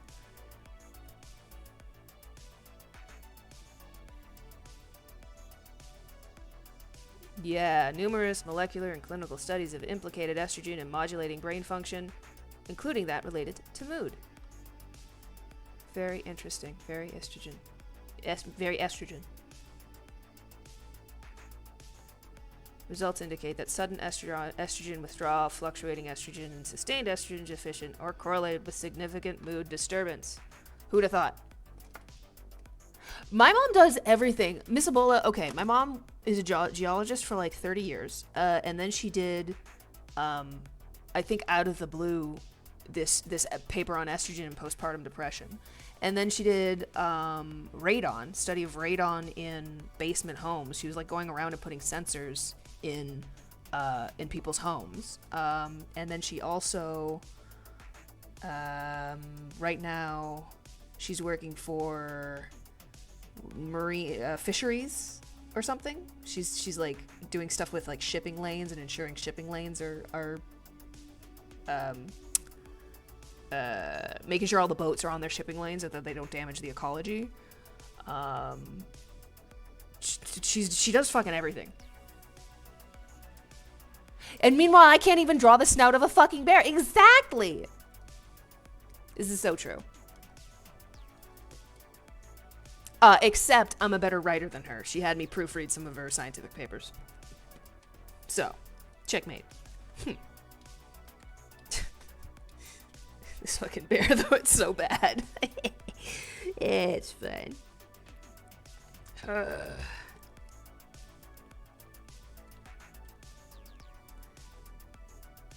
Yeah, let's see if we can get a little bit more energy into this little running gal here. We're just gonna be working on this. We are removing the timestamp. And hey, I was a guinea pig, thank you very much. Who knows, maybe that toasted soy powder could have turned me ultra femme. Yeah, that was like kind of fun though, cause do you remember when like all of those meninists were like, soy will turn you into a woman, and it'll give you huge boobs? Like, I actually genuinely don't know what to believe anymore, because these people have so poisoned that series of studies and like testosterone and estrogen and all that shit, where it's like I can no longer discern like truth from a bunch of weird guys being freaked out about soy boys.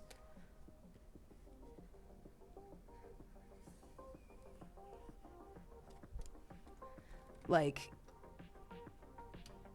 phytoestrogens versus real estrogens, like I'm pretty sure my mom's paper concluded that phytoestrogens in an estrogen full female adjacent body are beneficial.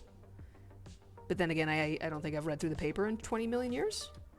But then also, like, leftists will be like, no. Eating soy doesn't turn you into a girl because phytoestrogens aren't the same thing as estrogens. And it's like, well, yeah, but they have a similar molecular, like, compound look, right? And it's like, I don't know what to believe anymore. In the end, it doesn't fucking matter. Soy doesn't turn you into a fucking lady. But, like, God.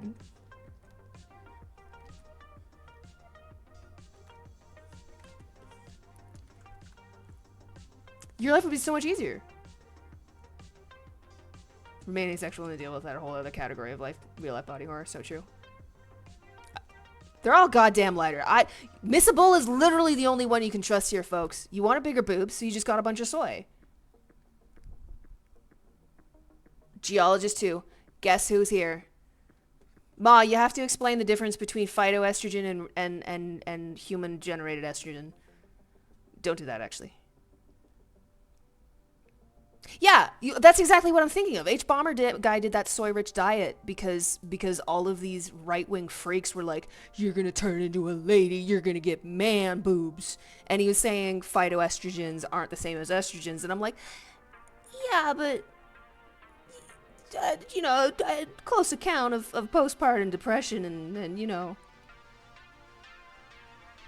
Okay, everybody be nice to Geologist 2. That's my mom. No, do it. I'd be the only one who'd understand it. Exactly! Hi, Zoe Mortal. That's the reason that estrogen doesn't give AMAB people boobs, luscious, huge, soft titties. Because if it did, there'd be a million different like e-forums for trans girls, and there'd be a black market in toasted soy fat powder.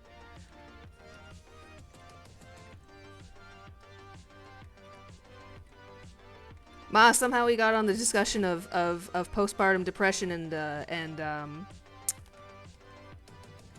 the effect on postpartum depression. We're having a very strong intellectual, not even debate, we're just all talking about different stuff here today.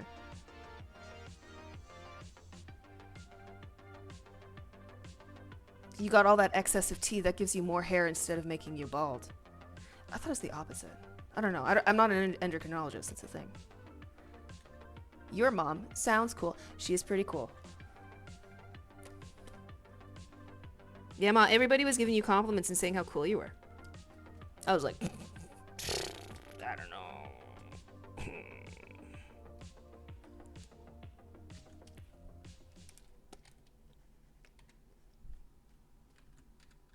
Yeah, tea can cause hair loss. Shit's very complicated. In your case, you got a lot of body and facial hair. Would you say that you're like a Astra, I can't remember how you identify. But would you say that you're like a puppy boy? Bad texture. Oh, ew.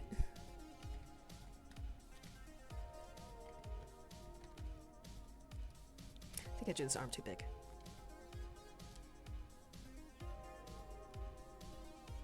Non-binary. Puppy person? That sounds kind of milquetoast. Puppy. There's got to be a non-binary version of puppy boy, you know?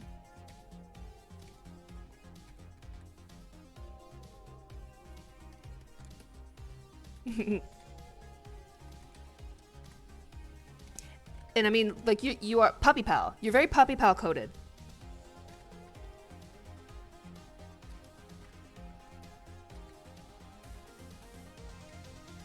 Is that accurate, Astra? Pupperson?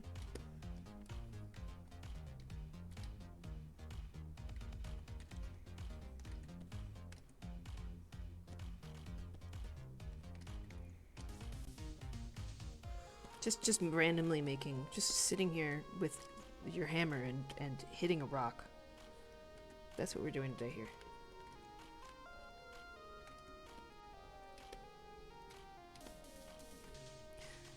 I feel like this expression is pretty static. We can do more with this.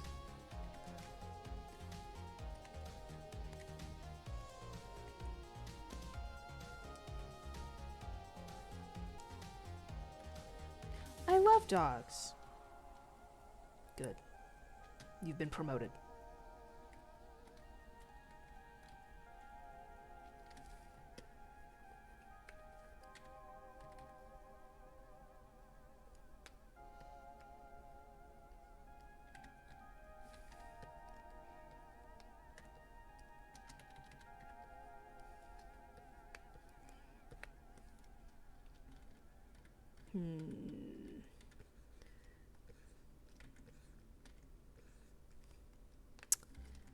I feel like I know exactly which artist I'm like copying here or imitating or whatever. But I can't remember how they do like wide eyes.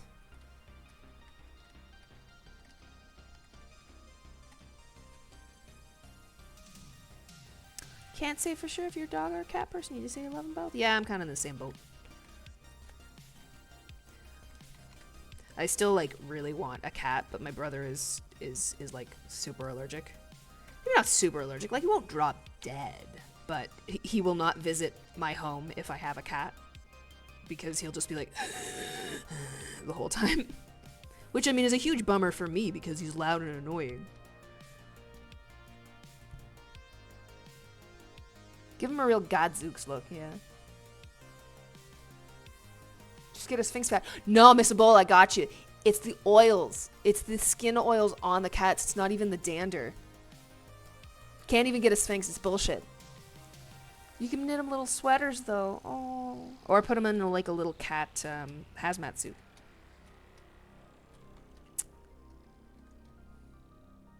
You ever see those like half? I think it's like an... I don't know, it's a different kind of Egyptian cat, I think. But it's got like a little bit of hat, and they look a little bit like a friggin' goblin.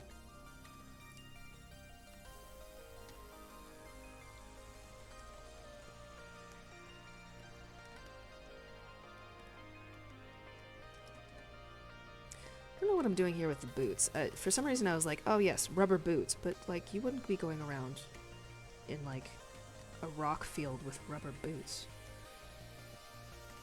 Mom, I was asking everybody their favorite rock and mineral. Everybody had really good answers. I don't know if she's still here. She should be working. No, it's 4:30. Damn it, she's off work. Can't even get her on that one. Come galoshes. Your brother needs to get better lungs. That's what I've been saying. Like, how long are you gonna have asthma, stupid? I'm constantly telling him this. What the hell went wrong with his foot? I think we could do better. I think all of this could stand for some improvement. She is still here. Oh, you can check the thing. Oh, yes. Ma, you have to tell the fine folks what your favorite rock and mineral are. You can only do one, though.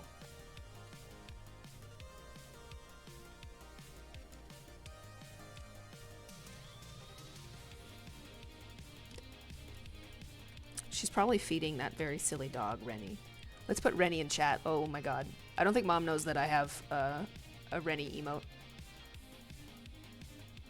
Yeah. Oh! Even better, I have a live Rennie reaction. Hold up. There we go.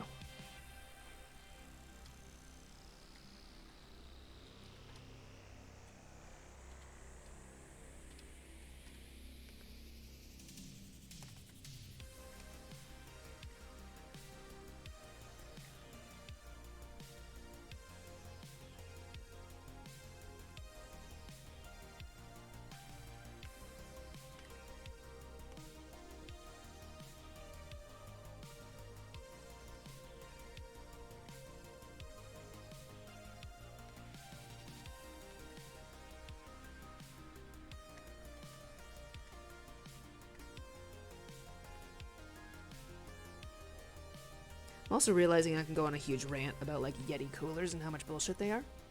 And how like the little red cooler has never stopped being an effective cooling device. Literally railroads were built on the little red cooler. Pee-pee girl. Quick, you are given one wish. What do you wish for? Ah. Is Rennie a spaniel? She's a Springer Spaniel, which we didn't realize until after we got her. We're used to Cocker Spaniels, which are smaller, less psychotic dogs than Springer Spaniels. And we've been living with that mistake ever since. God bless her. She's so evil. But she's so cute. We love her very much. One wish. What do I wish for? Oh, no. For Germa to be real. To be honest, I would actually probably say something lame like world peace. I'm so cringe. I'm so cringe in my old age. I'm 32. How old am I? 32. I was born in 91. 32. Sprinkle Spaniel long ago. They're very pretty dogs. They're very fun dogs. I really like her, I guess.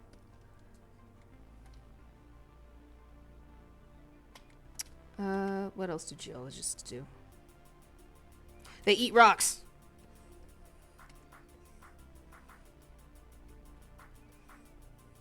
I used to think limestone was called limestone because it tasted like limes. So I'd like put a bunch of rocks in my mouth and I'd be like, why isn't it not tasting like limes?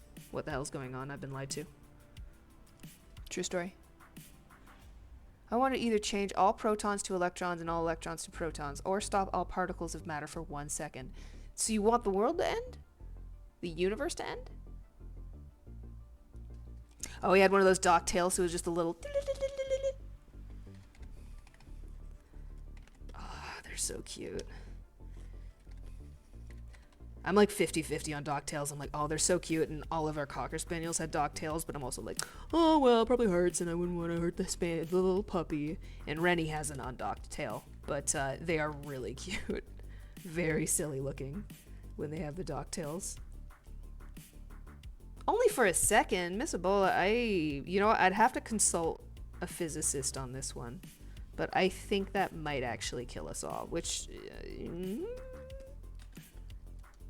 he was also really big for a Sprinkle.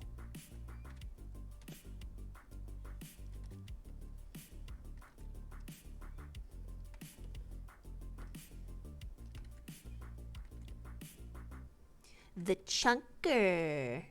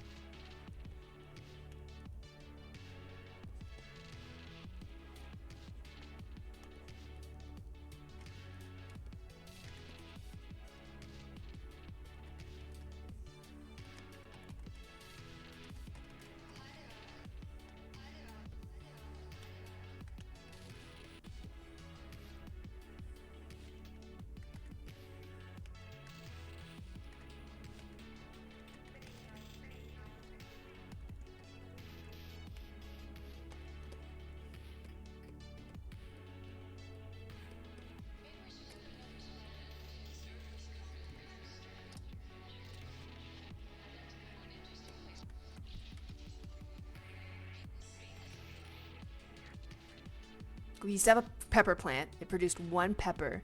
And guess what he did? Guess what? He fucking ate it. and the regret was immediate. Oh, baby, what a dumb baby. Used to eat rocks. They got a little chip. What a dumbass. Oh my god, ankle biters. Oh my god. Crunch, crunch, crunch.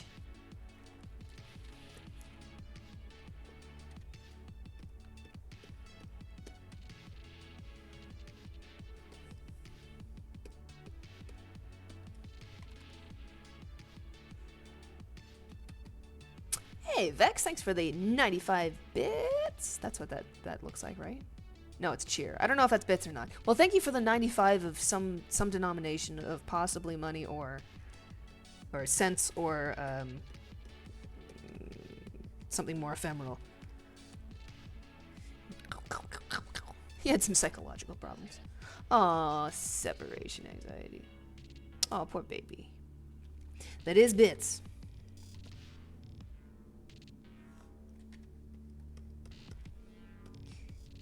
Bits of what? If that's bits, then like where's the whole ingot, you know?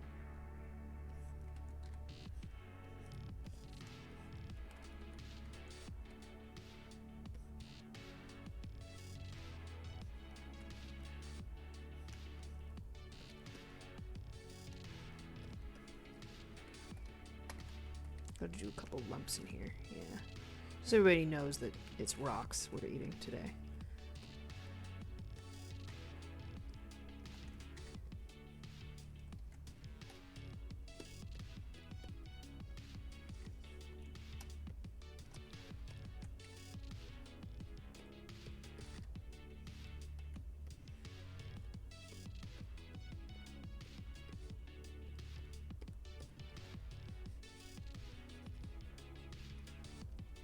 Big.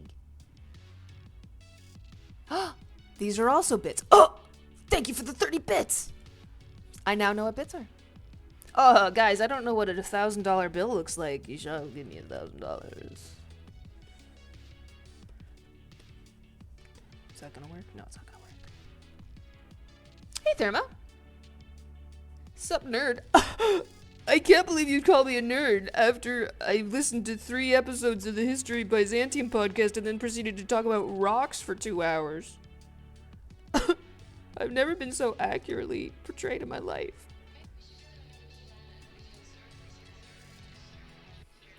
Alright, let's put in one more little sketch here and then maybe we'll call it a day.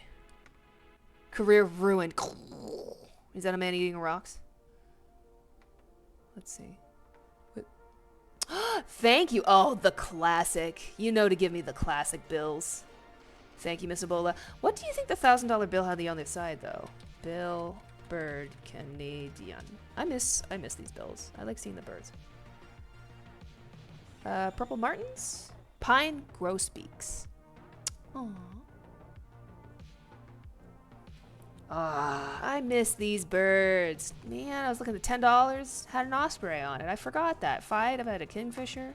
We still have a $2 note, which I think we're really old. But those had little robins on them. Aw, I'm sorry about your dog. A baby. Aren't we all nerds at some point? Very true.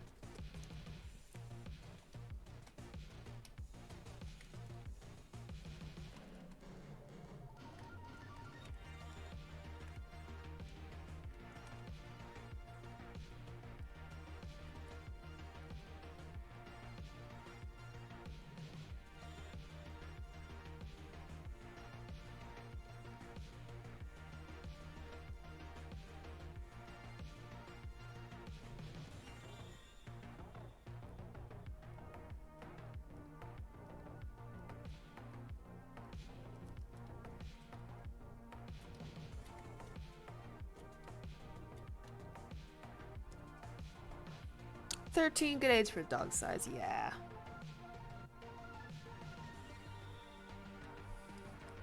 Not a bad age.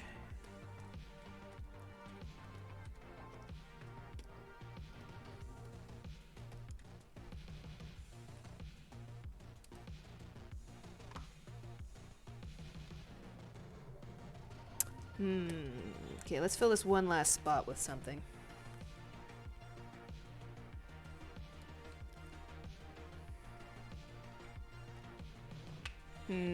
What else do geologists do with rocks?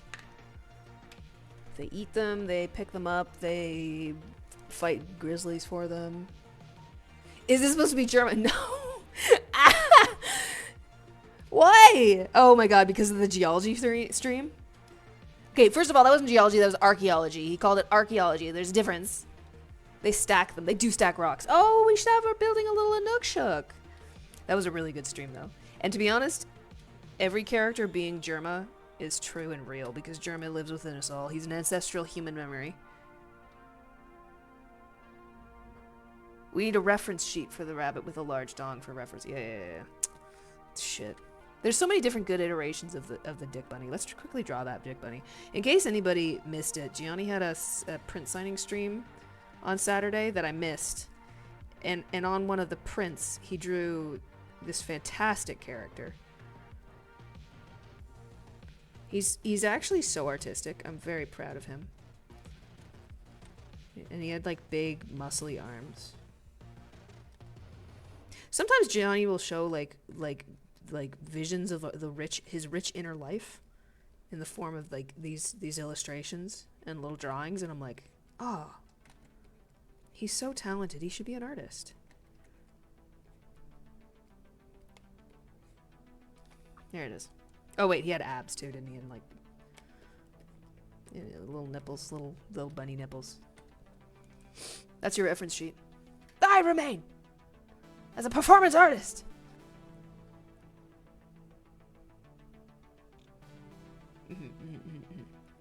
No, your internet. Okay, but that's not going on my nice commission for my mother, everybody.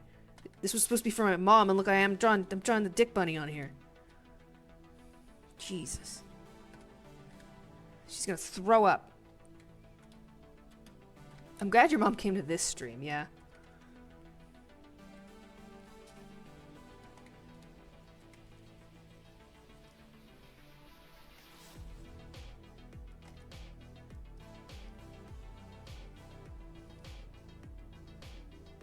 Yeah, we're building a Inukshuk, boys.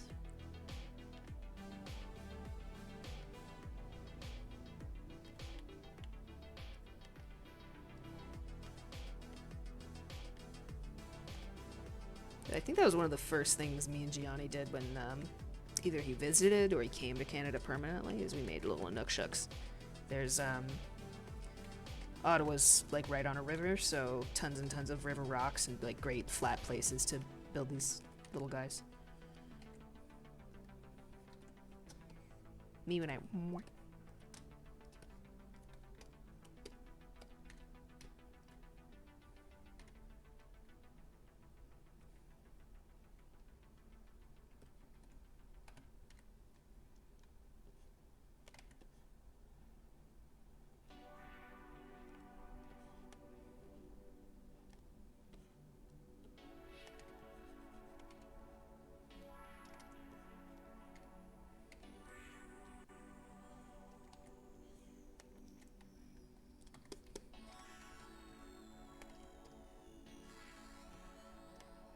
Now I'm infected with the silly cock bunny, and I want to draw the silly cock bunny expression on this guy. Or on this gal. Actually, is specified to be a lady geologist.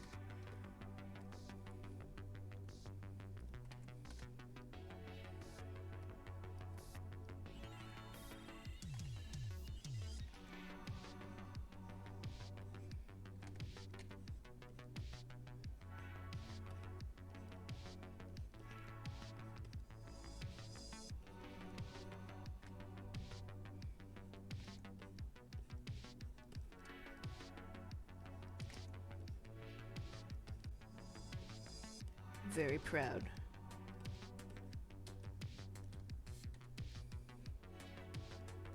Of her little Inukshuk.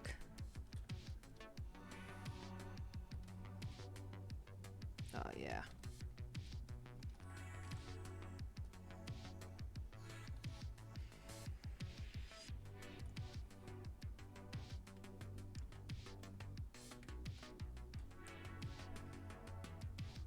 Oh god, a penis, no!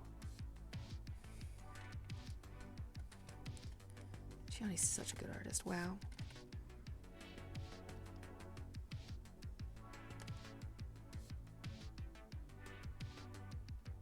Really? Run over by Ma? You're telling me between Grizzlies and Trains, Trains is the one they really warned you about. That is actually really funny. Trying to think if I had anything analogous when I was working in Northern Ontario, but like, because there's a lot of old train tracks out there, but it's so badly drawn that the community guidelines can't take the bunny down. So what I should draw here instead is a giant train.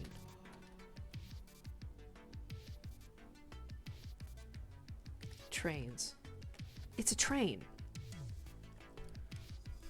I appreciate that geologists are so focused on like a rock that they can be so distracted that they get run over by like a 20,000 ton vehicle.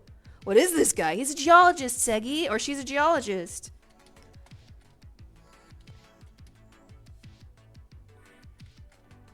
Segi, my mom's in chat, so you better be only say nice things and not draw any of Gianni's silly little dick bunnies that he was drawing on stream. Segi, whatever you do, don't draw this on screen. My mom she'll die of shock.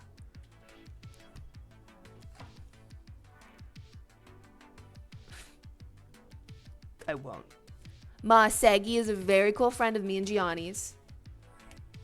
He's also a streamer. He's also a voice actor. He's also a breakdancer.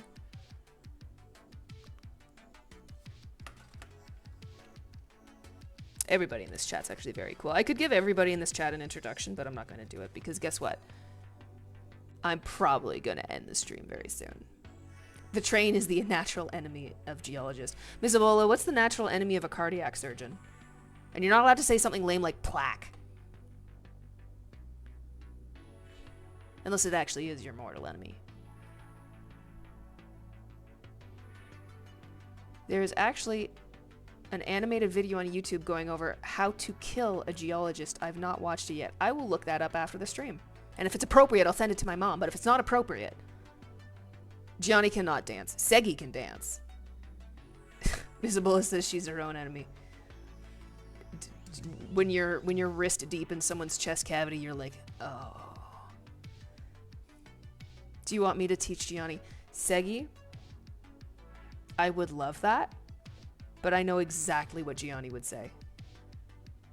And he would say, do you want to see God?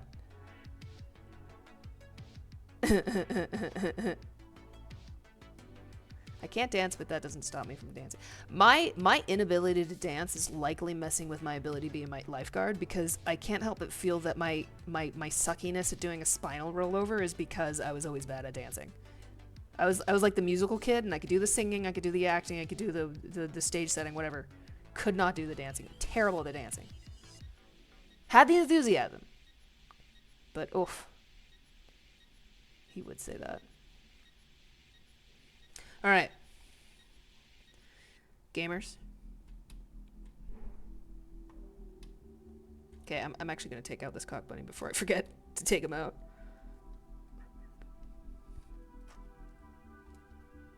Oh, what if I put a train behind him? Hold up, or behind her. Hold up. All right, let's pull up a train engine. No, not a train engineer. Let's get the good old CN. Yeah, this classic fucker.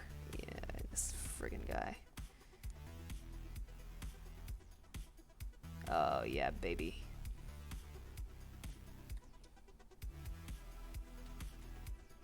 Trains. Trains.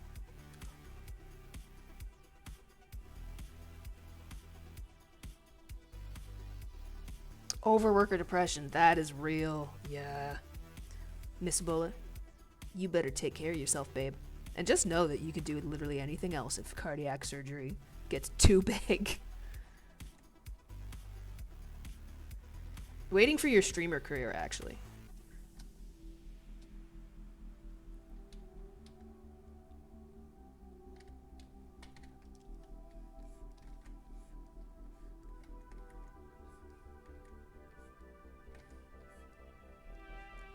I can't remember if you're in Ontario, Miss Ebola. I'm pretty sure you're much west of us, but after like years of legal inquests and shit, they finally found out that the local government here was actually unconstitutional when they went, no, nurses and doctors and shit are only allowed to have 1% pay increases per year.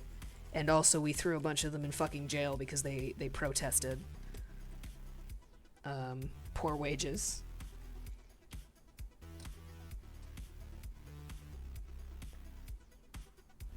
So we finally figured out it's unconstitutional. So hopefully that'll mean you'll get $1 million very soon. You're in the Maritimes, that's right. All right. Oh, the trucker thing. Oh god, don't get me started on the trucker thing. Oh my god. They're still working through that trucker protest thing and like all the dipshits. God, that shit's so fucking.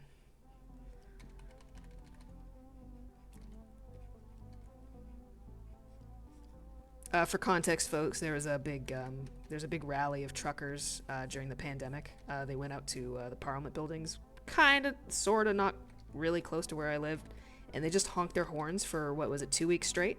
Like, literally constantly on their air horns. And there's people living downtown in that area who didn't get any sleep. They were, like, assaulted by these freaks. And it was all, like, freedom stuff, like, you can't lock us down. And there was, like, some legitimacy to, like, maybe.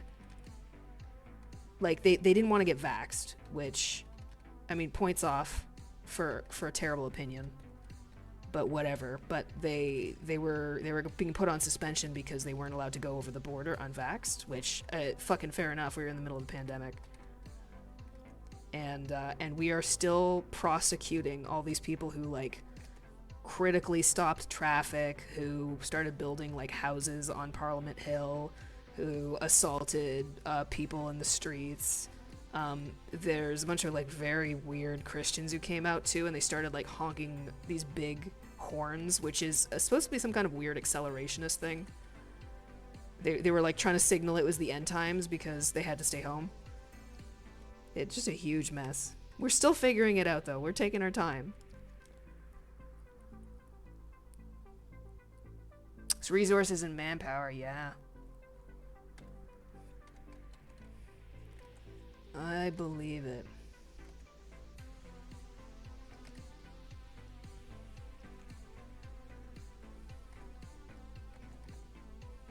Did you have to like pay out of pocket for your education, or was it covered by, like, you know, you got good grades and you got a loan or a grant or whatever? Because my understanding is that is also not really helpful when it's $1 bajillion. Yeah. Give the train a Thomas face. I should, but I don't think it fits in universe here, in the geologist universe. Working in a restaurant during the whole medical school and learning. Oh, Miss Ebola, sweetheart. That's fucked. Because, like, when my half-sister was going through it, like, she was able to do it because the family was pretty, you know, cha-ching. But, oh my god.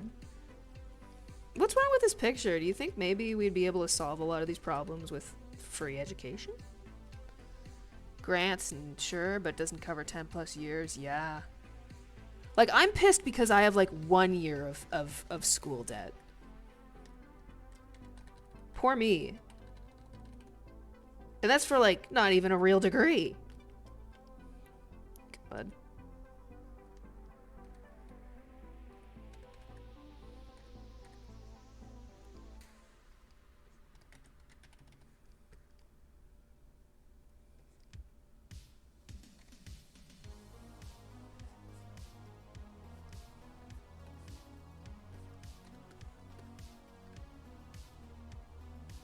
Oh my god, ooh, a train. Okay, I'll leave. No, don't leave. Oh, you're gonna go eat. Okay, you're allowed to leave. Game Changer Season 6. I have no idea what that is.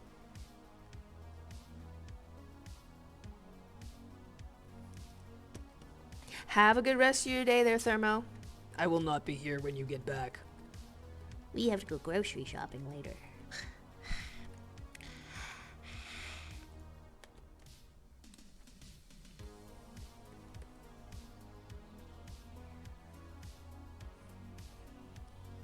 Miss Ebola, I guess it's like literally the only place or school I know in Nova Scotia, but did you do any schooling in Dalhousie? If you're in the Maritimes? Okay, actually, you know what? I'm not being a generalist there, because literally every other Nova Scotian that I have met other than my parents and, like, my entire family is like, yeah, and I did some time in Dalhousie. So I'm not being silly when I ask that. Yeah. See?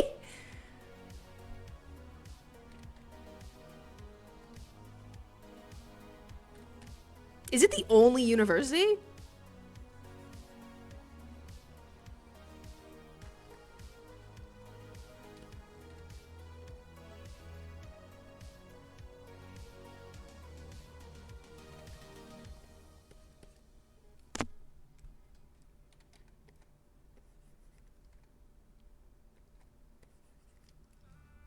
I don't know why I'm making the train bright freaking red when nothing else is colored, but like,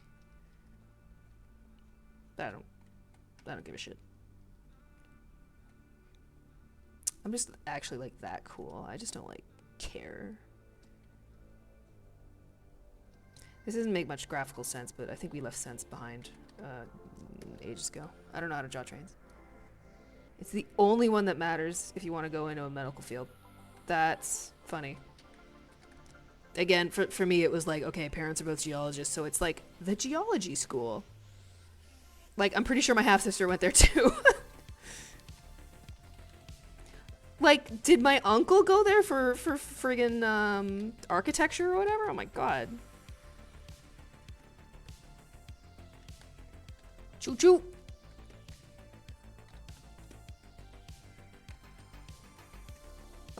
Okay, this doesn't make much sense. I'm deleting the train. I like the train, but I'm taking it out of there because I don't like how it looks. I think it sucks.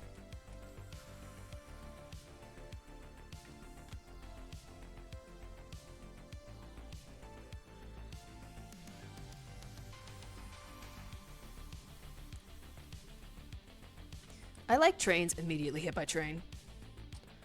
That's me. That's me for real.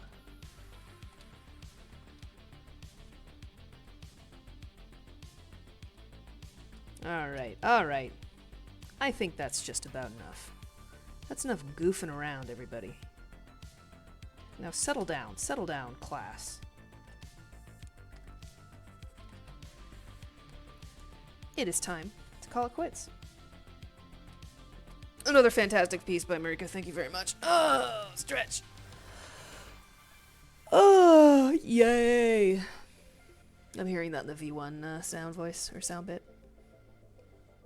I'm gonna do a little bit of food shopping, and then I'm gonna roll around on the floor for a couple hours until it's tomorrow. Everybody,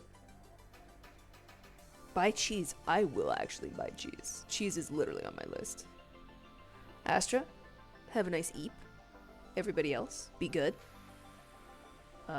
Eat rocks.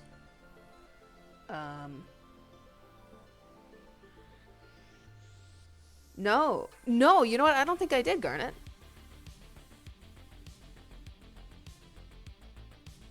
Garnet, drop the name of your YouTube channel in here again. I will check that out. You gotta understand, after I do my stream, I literally turn off my computer and I lie on the floor. That's it! I can't remember. I think I visited it, and then I was just like, ah, yes, excellent. I will look at this. And then I turned off my computer and went to bed.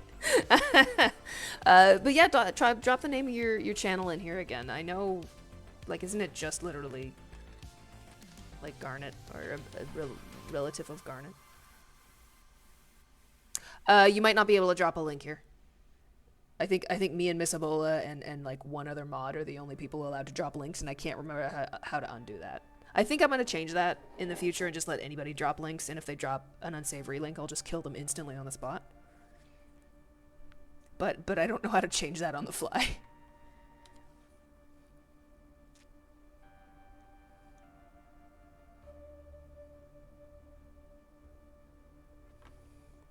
Okay, but it's just strong garnet on YouTube? Okay, well now I'm getting like how strong is garnet on the Mo scale.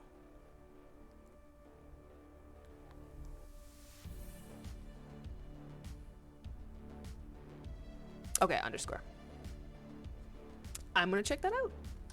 All right, everybody, be good. Thanks for dropping in. Next stream is probably going to be on Wednesday. Whether or not we have any commissions, if I don't have any commissions come in, then I'll just draw for myself for an hour or two and then kill you all instantly. Minus the ad. Okay. That's it. That's the stream. Go home. 7. My impression is that Garnet's pretty hard. That sounds about right. Thanks for the stream. Have a good study sesh. I know your class is over, but you better study. And then you'll be really smart like me.